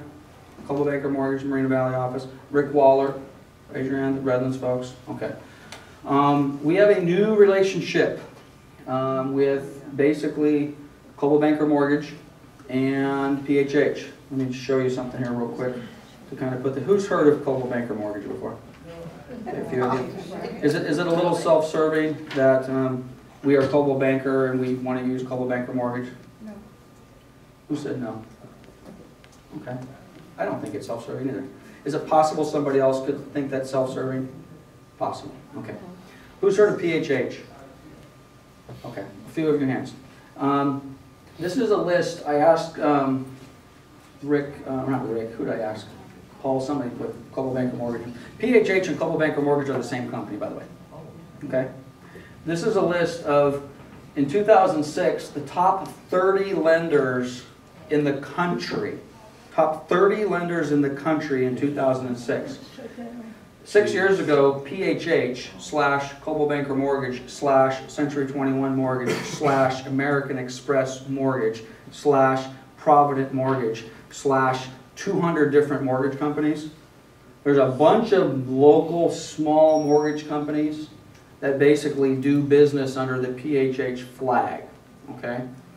6 years ago, PHH was the 27th largest mortgage company in the country, okay? Now, everybody else on this list that's now black, that's not blue, what's happened to them in the last 6 years? They've gone out of business. So, Wells Fargo, Bank of America, Chase, GMAC, Citigroup, SunTrust, and then PHH, which makes them 1, 2, 3, 4, 5, 6. PHH is the 7th largest mortgage company in the country. And most of you have probably never heard of them before. Okay? They're the real deal. These guys know how to, and by the way, all these other folks have gone out, you know, Countrywide used to be #1, you know, gone. Walmart gone, National gone, American Home, New Century, World Savings, IndyMac, so on and so forth. Gone, gone, gone, gone, gone. Okay, so when I ask you to support PHH, or when I ask you to support Coldwell Banker Mortgage, I'm not asking you to support some fly-by-night little company, okay? Who's done a loan with Coldwell Banker or PHH? Have you had good luck? Terrific. Terrific. Good Lord. You pick up your money on the way out now. Okay? I've done a few loans with Coldwell Banker Mortgage, and I would echo Diane's comments. Terrific. Okay? Does that mean they're going to close every loan on time, every single time, with the most difficult borrower every single time? Probably not, but they're going to do a darn good job. This is the deal. What does this have to do with our Leadrouter class? Fannie Mae Home Path Financing. We've all heard of it, right? Do you guys have to have a knowledge of Home Path Financing? If you want to be on Leadrouter, you need to know about Home Path Financing. If you do not know anything about Home Path Financing, you need to go to homepath.com and you need to figure it out. Okay? Having said that, if we have buyers that are calling in on our Fannie inventory, whether they want to buy our Fannie property or whether they want to buy another Fannie Mae property, and they ask about Home Path, who are you currently sending them to? Give me a name or two. Wholesale. Prospect. Well, wholesale's not Home Path approved, contrary to what Ed says. No, they're not. They're not. GMAC. They broker it. Okay, this is the deal. If this is, and I'm not telling you guys how to do your business, unless it's a Home Path lead. If the lead comes through, unless it's a Leadrouter lead. If the lead comes through Leadrouter, and they're interested in Fannie, and they want to do Home Path Financing, I want you to send them to our website, or at a minimum, send them to Coldwell Banker Mortgage. If you're concerned that that's not going to sound right because I'm Coldwell Banker and they want to send to Coldwell Banker, then I want you to send them to PHH. The reason I'd like Durana to be here is because Durana has 2 different name badges that she wears, depending on who she's in front of. She's got the Coldwell Banker Mortgage name badge, and then she flips it over and it says PHH. It's the same company. Okay? And quite honestly, she probably walks down the street into the Century 21 office and flips on her Century 21 mortgage badge. Now, that may sound a little odd to a few of you, but that's how it is. All right? At any rate, if you're getting leads through Leadrouter and it's on a Fannie Mae property, I'm asking you to use this mortgage company, PHH or Coldwell Banker. And to be blunt, it means money to me. All right?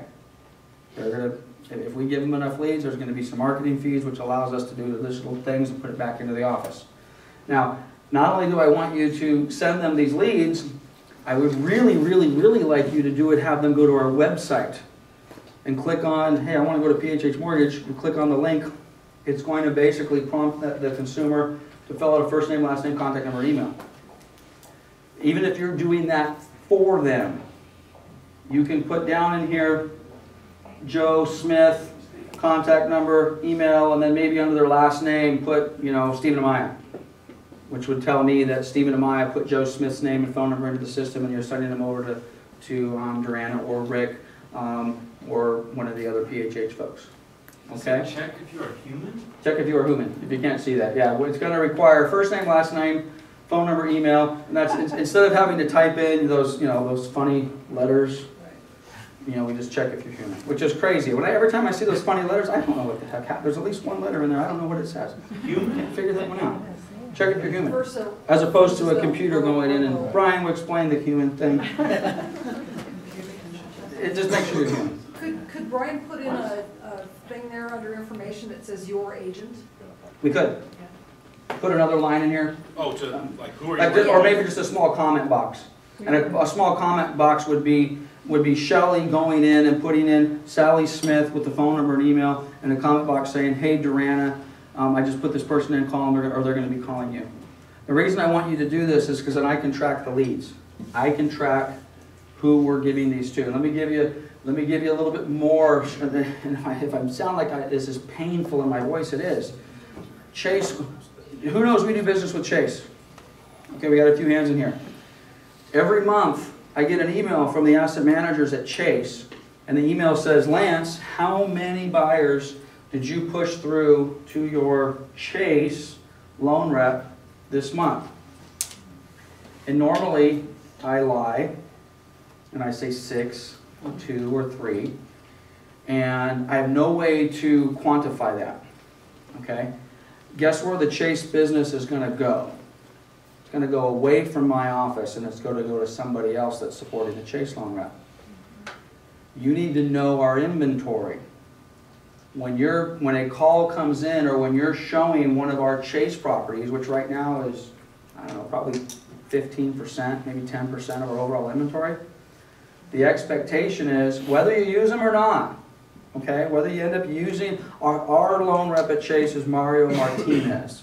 He's in the Moreno Valley branch on LaSalle and Iris, okay? Can they come to our next office meeting Yes. so we can meet these people? Absolutely.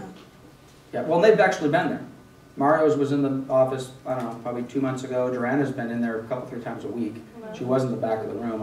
I should have told her to hang around a little bit. But anyway, the same thing holds true. I want you to click on the Chase button, and I think this has got the, does it have the dialogue, or is it going back to Mario's site still? Okay. This actually is taking you to Mario's site. Ryan's going to change that. We don't want it to go directly to Mario's site. We want it to do the same thing that the other one just did, and it will come up. And I'm imploring you guys, if it's a Fannie property requiring a home path, I need, and we're going to punch this up, and we're going to put a nice big home path. Who gets the phone call that one of the questions they're asking you has to do about home path financing? Only one? One of you has had a buyer that's asked you about home path financing? I have one of them. Raise your hands if somebody's asked you about home path financing. I get those calls all the time, okay?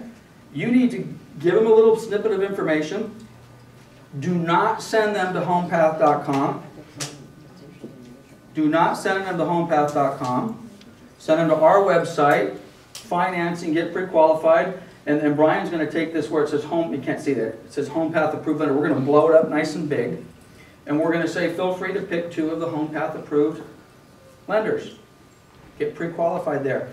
If they don't do it, you already have a name, you already have a phone number. I want you to go to our website, click on, by the way, whether you click on PHH or Coldwell Banker, it's going to the same place. It's either going to go to Rick Waller or it's going to go to Durana. Okay, doesn't matter which one. So if you're, so for the Redlands folks, even though, and I agree with you, I love Coldwell Banker Mortgage and Rick's done a good job. Don't worry about it. If the consumer says, I want to do business with PHH because I think there's a conflict of interest, Rick Waller's still going to get the business. He's just going to put on his PHH badge. Okay, so you're still going to get the same professional business that you've been accustomed to. But anyway, the same thing applies to Chase. Okay. You know, if you get a lead on one of our Chase properties, it's mandatory to get a Chase cross-qual. Right? Okay. So no longer do I want you, who has a relationship with someone at Chase right now? Anybody? A couple of you? Okay, and who are you using? Tiffany Mothershed in Redlands Branch. Okay. You love her? Yeah, she's real good. Okay. If you're going to send them to Tiffany, do me a favor.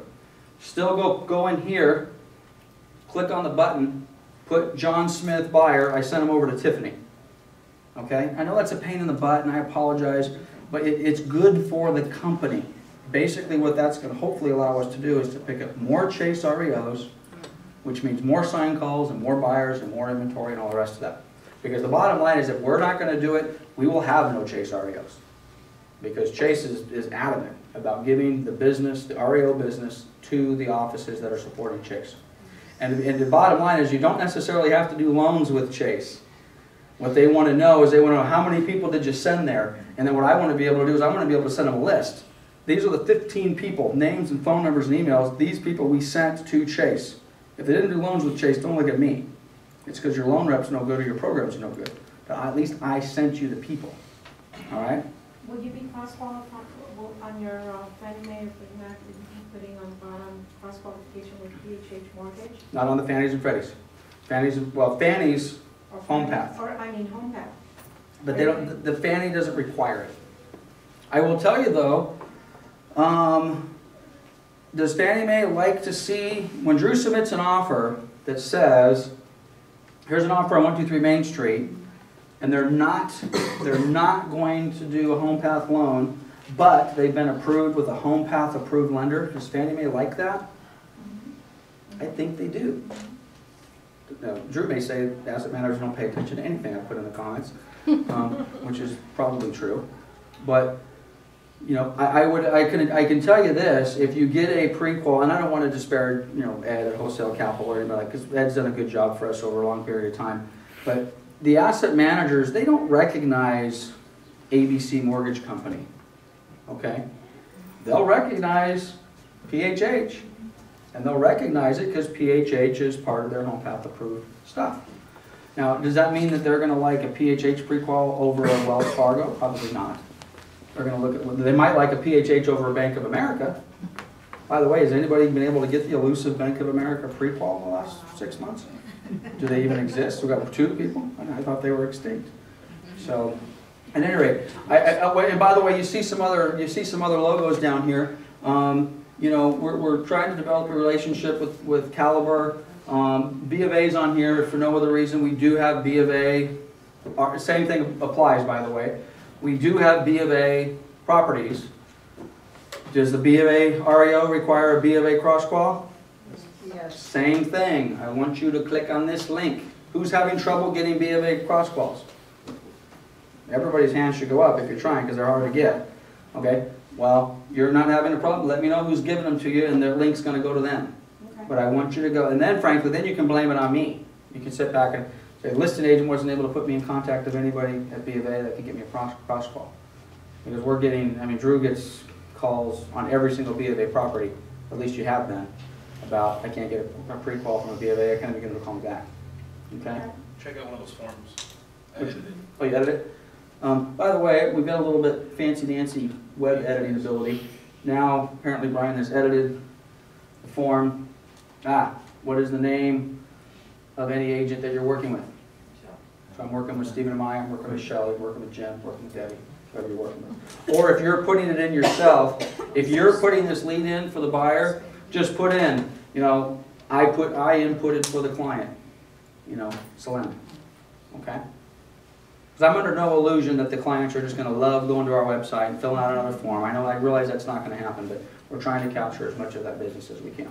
But this isn't mandatory, right? That's just something. Well, it's if you're doing a Fannie Mae and they want home path financing, and it's on a Leadrouter lead, this is mandatory.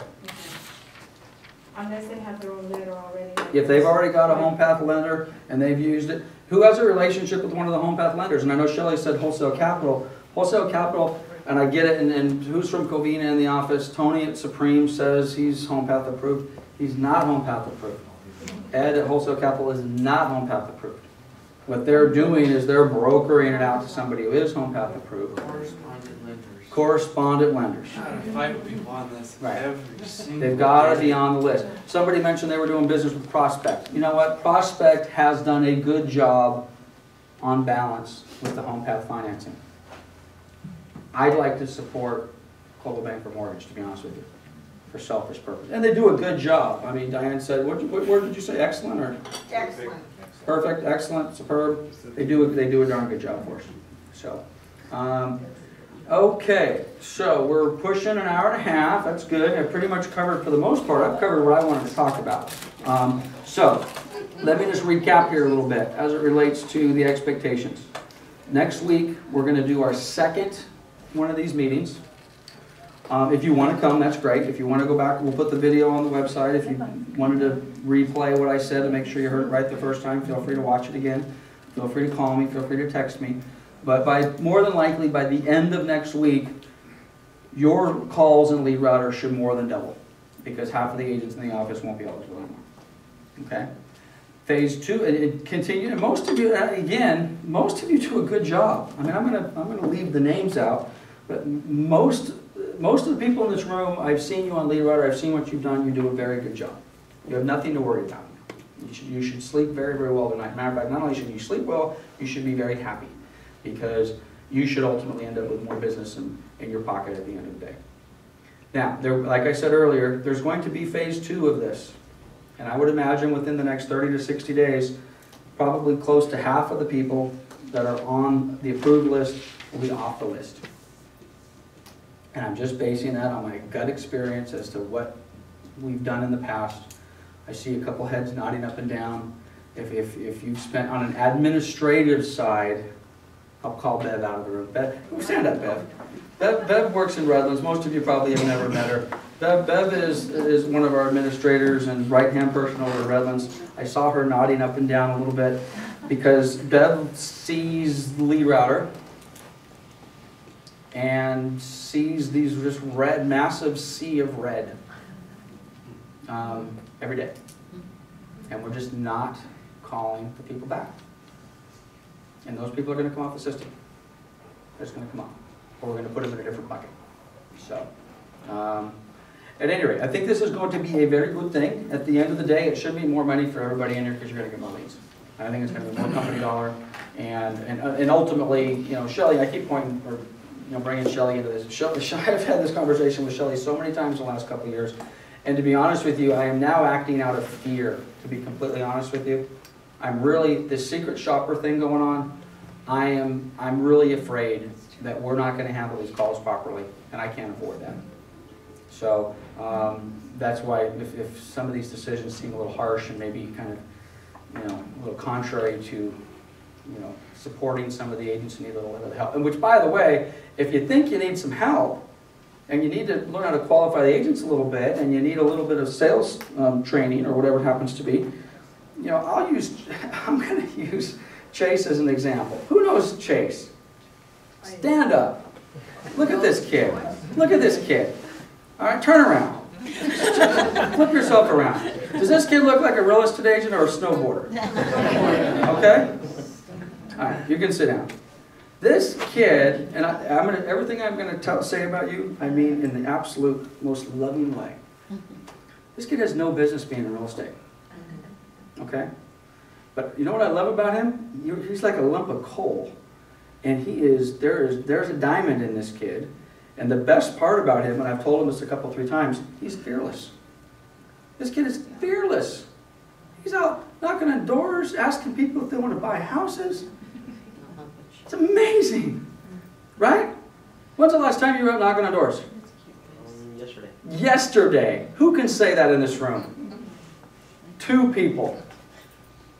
I gotta tell you, this snowboarder-looking kid with the almost mohawk thing going on over here, he's gonna run circles around us.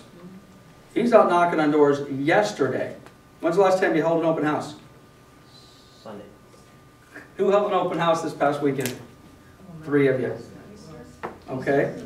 I'm telling you. And again, I love you, but you need so much work. Your scripts, your dialogues, your sales presentation, all the rest of that sort of stuff.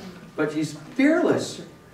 He's absolutely fearless. He's asking the questions. He's doing it. He's calling me 3 times a day. Lance, should I hold an open house this weekend? Yeah. It's Easter. Oh, wait, it's Easter. Ask him how many people showed up.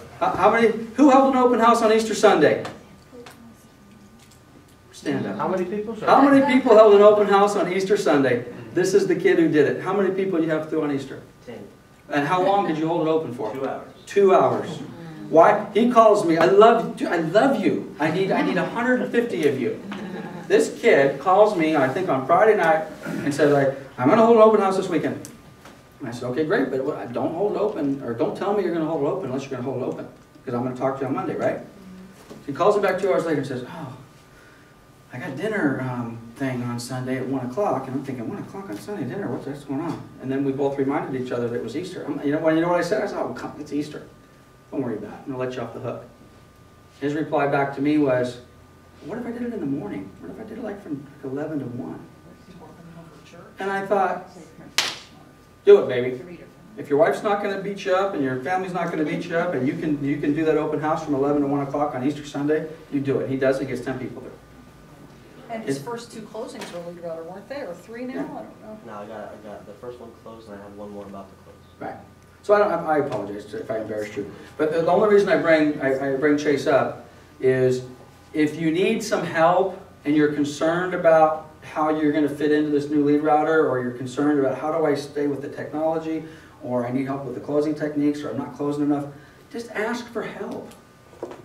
Ask me. We're gonna, we'll get you the help we can. We'll get you trained. We'll get you in, we'll go door knocking together. We'll take some calls together. Hold up house. So, okay. Looks like we're actually going to get out of here a little earlier than I thought. Anybody got any other thoughts or questions or concerns? Are we on the right track, or do you think this is a terrible idea? Where are we? I just want to ask, are the mechanics of Leadrouter pretty much the same? I believe so. Okay. Does that appear to be correct? What's that? What about the electric signing?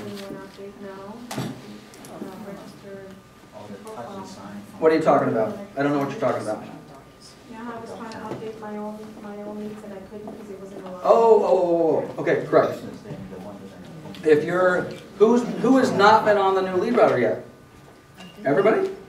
Okay, in the beginning, and this appears to be the case, if you go into Leadrouter, for the new Leadrouter for the first time, and you try to update one of your leads, it's not sticking, okay? Right. Yeah, I hear a couple rights? Okay, you have to go into your personal settings or profile, and you have to add an email signature. We're going to do a different, for those of you that thought we were going to come here and train on Leadrouter today, I apologize.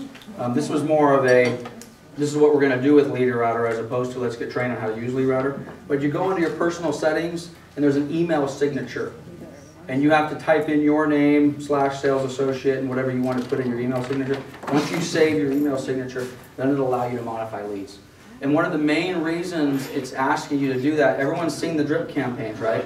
Okay, Leadrouter generally is the same. One of the cool things that's new are the drip campaigns.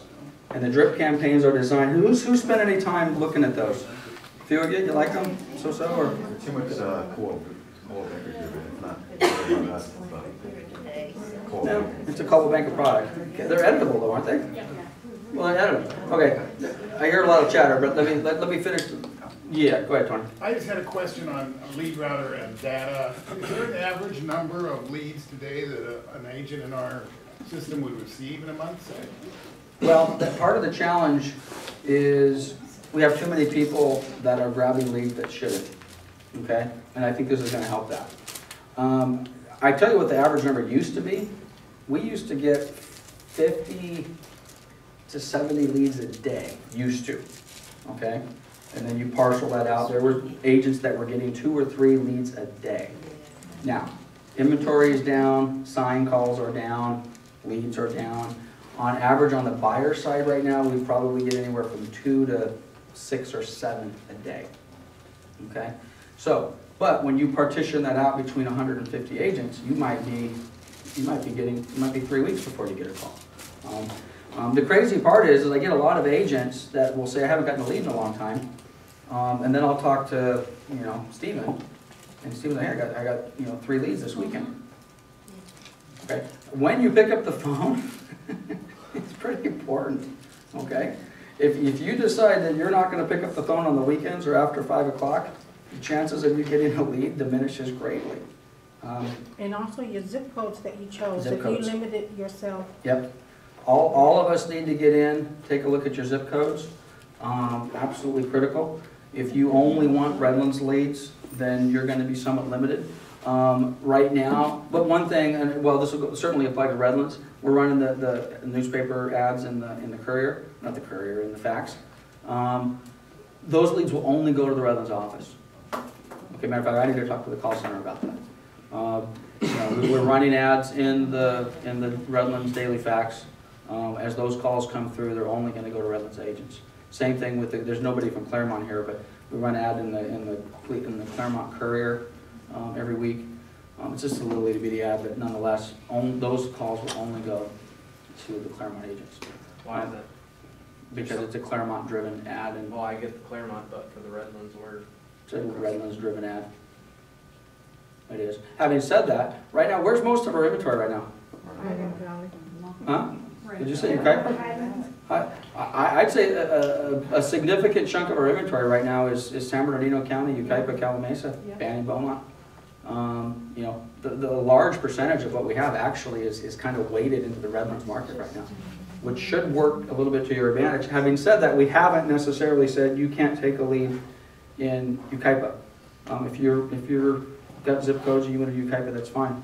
But you'd be amazed how many agents don't want to do it. Well, that's another thing. You guys are you're in this tree of trust, okay? So here we are. Who wants to take a lead outside of what you would consider your 5-mile radius, 10-mile radius? Okay, I see. So who doesn't? So the rest of you don't? So let's just take Tony, for example. Do you want to take, we got 2 new assignments in Wildemar yesterday. No, Not familiar with. I wouldn't take Wildemar. So you don't want Wildemar? I'll take Wildemar. Would you, okay, would you take, how about Corona? Yeah, I would take Okay, so you take, so the problem isn't the distance, the problem is you don't want Wildemar. I know Corona. I don't know Okay, but Corona and Wildemar are basically the same distance, Yeah, more or but less. I don't know Wildemar. Okay, but you would take Corona? Yes. Okay. All right, and you would take Covina? And you take Covina, okay. I get that. One of the struggles that we have had over the last several years is we have agents in, say, Covina that are getting the lead out in Paris, and they either don't want it or they're not servicing it, okay? We've struggled with that, okay? We've gone back and forth. It says, okay, well, we're going to partition these leads. You're not allowed to get that lead if you're from the Covina office.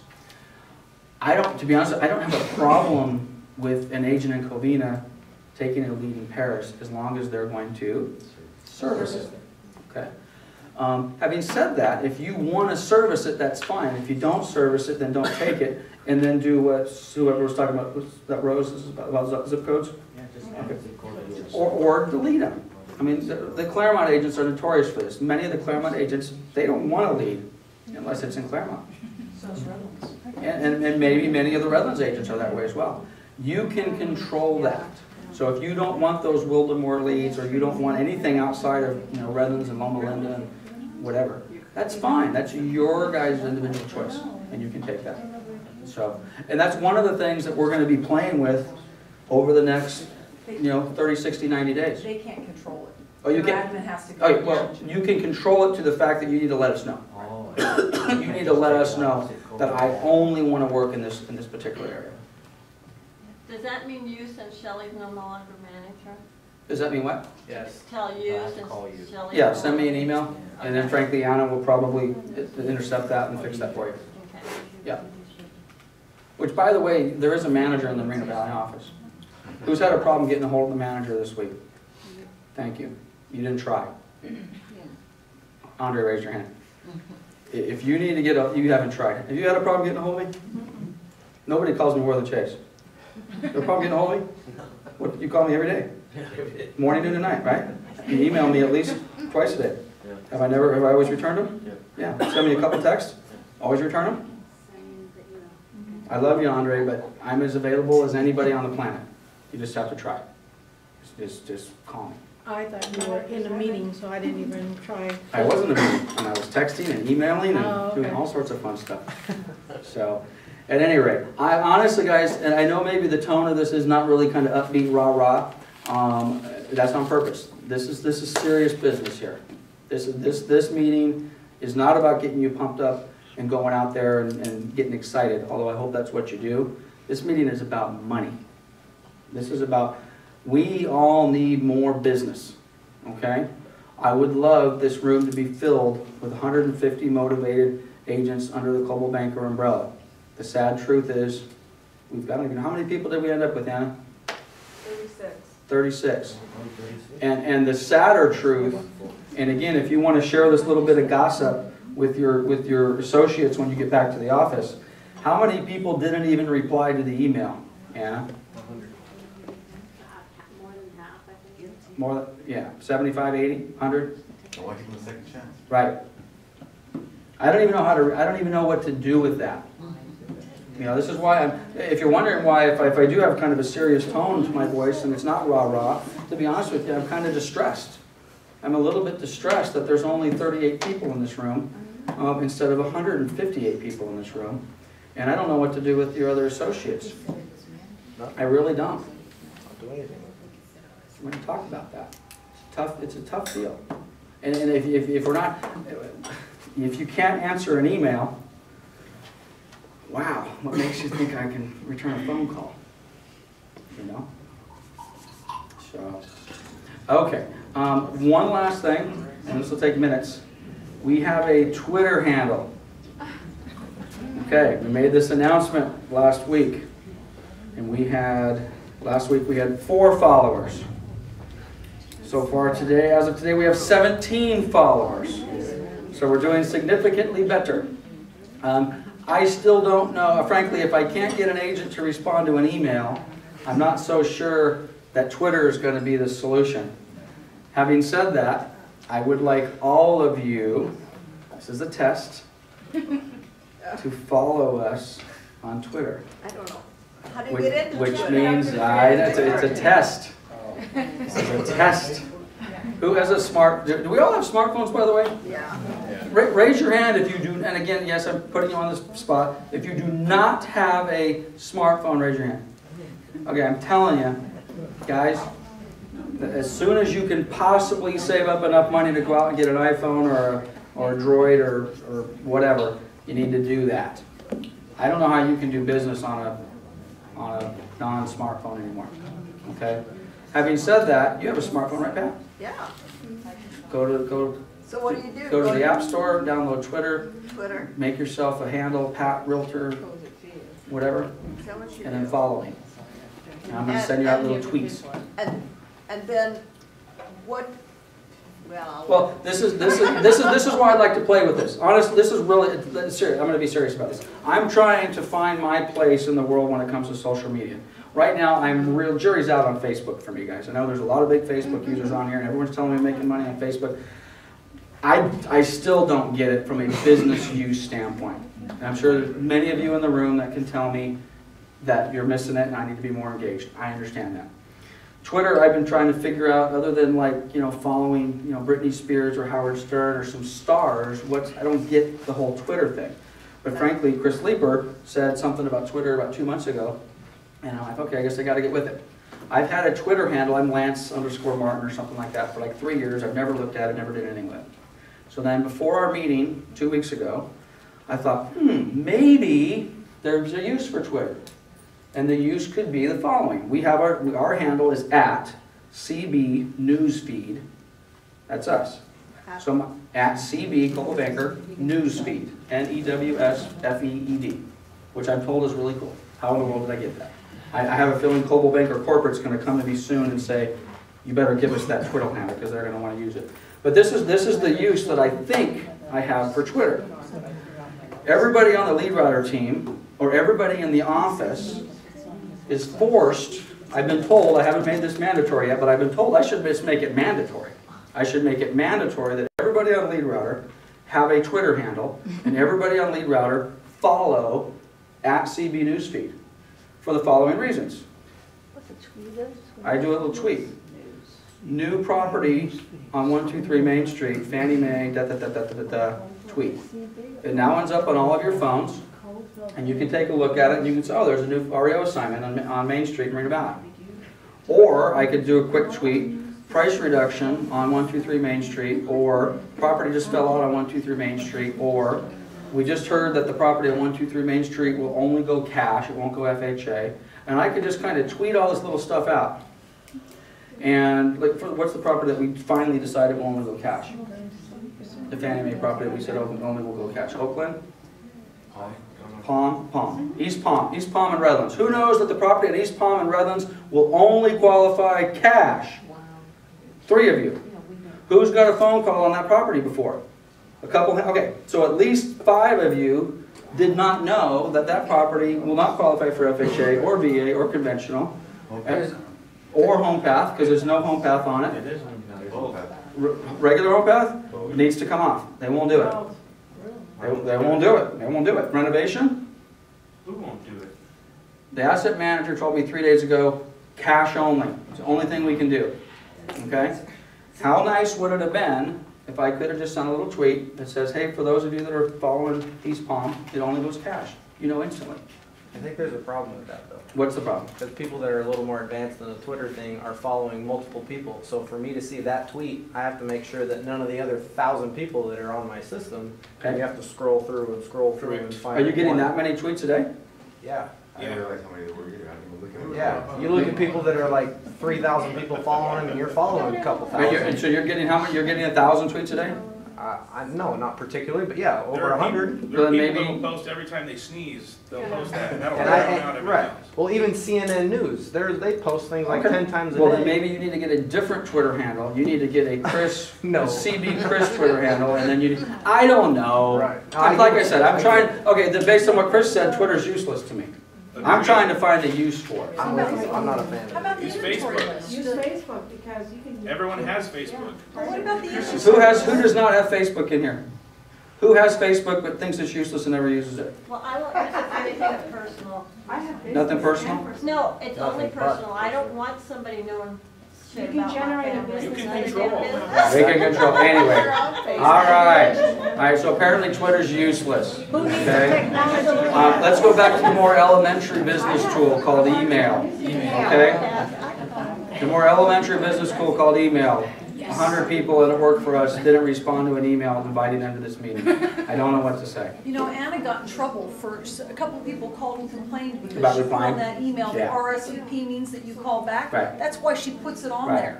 Do you think she was being critical? She wasn't. Yeah. People just don't email back. Yeah, we had probably half a dozen people either call or email me back and said, boy, Anna's email was kind of rude. And I read it, and I kind of agreed. I said, okay, that was a little bit of a bite to it. But what you got to remember, if you were one of those people that thought, if you didn't hear what Shelley was saying, it was we sent an email that says, hey, we're going to do this. Please RSVP, and then down at the bottom, RSVP means let us know. Okay, which was kind of rude. But this is the deal. The reason she did it is the reason she did it is what I just said. 100 people didn't respond. So we weren't talking to you guys. We were talking to those other people that frankly probably never read the email anyway. So anyway, in closing, Are we gonna tweet it or not? No. CB Newsfeed. Hey, CB Newsfeed. We are at CB Newsfeed. I'm gonna continue to tweet. We're gonna see what sort of traction we get, what sort of traction we don't get.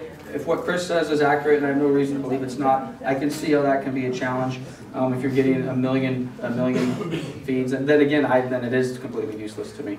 And quite honestly, we have 17 people. Most of you don't even have a Twitter handle in here in the room. You're probably not going to get one. So, but keep it. I'm still going to email you. I'm going to email you left, right, and sideways. Pat. Can we please make an effort to put the correct information about any of the REO properties on the MLS, because that is mainly where we go for information, Yes. up-to-date information. Please? And if that just the asking the question must imply we have a problem there. So if we are not doing that, then I need to talk to Anna, because Anna's our MLS input girl. So if you guys are seeing anything in the MLS, and I'm not talking just my inventory, Dwayne's inventory, it just within the office, and you're looking at that and say, that just is flat out wrong, you know, please let us know so we can fix it. Is that a chronic problem on the REO stuff? No, it was one that I heard yesterday. And it was one of ours? It's okay, wait, I can take it. I can dish it out, I can take it. Spit it out. Okay, well, if it's, we certainly need to, we are all in this together. one of the criticisms that we've had within the Leadrouter system, especially on our REOs, is like on a lot of the pre-marketing stuff, is, you know, we put a sign in the yard, the phone starts ringing, there's very little, if any, information that's been put out to you guys, okay? And that happens, that should happen all the time. You know, we have 2 new properties in Wildemar. I think one of them is vacant. Sign's probably going up today, okay? It's on our list, it's a little one-liner, it has an address, it says Fannie Mae, no information, and next thing you know, your guys' phone's ringing. And you're getting a phone call from the neighbor across the street that says, hey, I saw the sign go up, what's the price of it? Yeah. And you're blind, okay? That's gonna happen, okay? It's going to happen. It's just the nature of what we're dealing with. That's Now, why bug drew a lot. yeah, well, bug drew. But so what do you I know do? his office Why don't you and tell I them what asked you do him. then? What I would do, well, in that particular case, well, again, if you haven't checked, you can go to our website. On our website, under the what is it, the forms or whatever, there's a spot that has our REO list. That thing is updated every, I think, 15 minutes or whatever it happens to be. If you should have that. If you're actively on the Leadrouter, at a minimum, you should have that list printed out. You can go to Wildemar and you can see, okay, it's pre-marketing, it's vacant, it may have a comment, it's in bad shape, it has personal property, it's waiting to be trashed out. Now you get that phone call. Oh yes, brand new to our inventory, we don't have a price on it yet. I'd be more than happy to get you some more information. Maybe we can meet over there tomorrow or Saturday or whatever it happens to be. And we don't even, maybe there's not even a BPO on it yet. So the short answer is you let them know that the property is available. We are waiting for a list price. It's bank owned. And I'd be happy to show it to you tomorrow, assuming that it's able to show. Sometimes we have personal property in these houses and we don't want you in, okay? But if it's vacant and we're just waiting for a price, can you show those properties? All day long. And tax records. Yep. And you get information from the tax records. You can get, pardon me? Expired listings have pictures? No, expired listings, there may be, most of these properties, honestly, that we have foreclosure were previously listed, so. But that is a little bit of a challenge for us, and that's one reason we're trying to figure, what's the best way, that's why I thought maybe Twitter might be cool, because we could literally instantly send you something that says, hey, there's a new property, it's vacant, we won't have a price for 3 weeks, but it's in Wildemar, here's the address, and then you could quickly see that, and then when you got that call 3 minutes later, you would know. I thought maybe that might be a better solution than maybe the email solution, because as much as I'd like to think everybody checks their email every 3 minutes, I know some of you might not check it till the evening. I've got several calls on those, and I type in the address on Google and I get all the information on it. There you go. Yep. So, well, yeah, and ultimately, and I understand it's not practical in all cases, but ultimately you all should be previewing these properties. Get out and see them. How many active pre-listing listings do you have right now? I'd say probably 50, maybe more. But if you add Dwayne's stuff on there, probably 65, maybe 70. I don't. I turned off the projector. The question was, where is the REO list? On our website, you go to the agent portal, you log on. There's an actual website. Huh? I have marked it on one of my bookmarks. Well, you can put it, you can just go straight to the, you can put a bookmark on the web and go to get it. But if you go to our agent portal and you go to, what is it, market data? Go to market data, at the very top it says REO inventory. You click on that. If you want to save that link to your desktop, you just click on it and just automatically it'll refresh every time you pull it up. And frankly, I'm hoping if we start getting more inventory, we're going to have more pre-marketing stuff. So, okay, we are done. I do want to do 3 other things though. We've got Annette and Melissa and Sandy. Stand up, ladies. These are our call center folks. Okay, if you haven't met them or know them, they're the ones that we always complain about because they're not putting the leads into the system properly. Let's use them as a tool. Okay, if you're having some challenges with what we're putting into the system, let us know. But on balance, frankly, I think they're doing a great job. Keep in mind, all the leads are not going to be perfect. Okay? Who sat on floor before? Was every lead a gem? No, they're junk. They're not. They're not. So, okay, guys, thanks for coming. More to follow. Let's go make some money.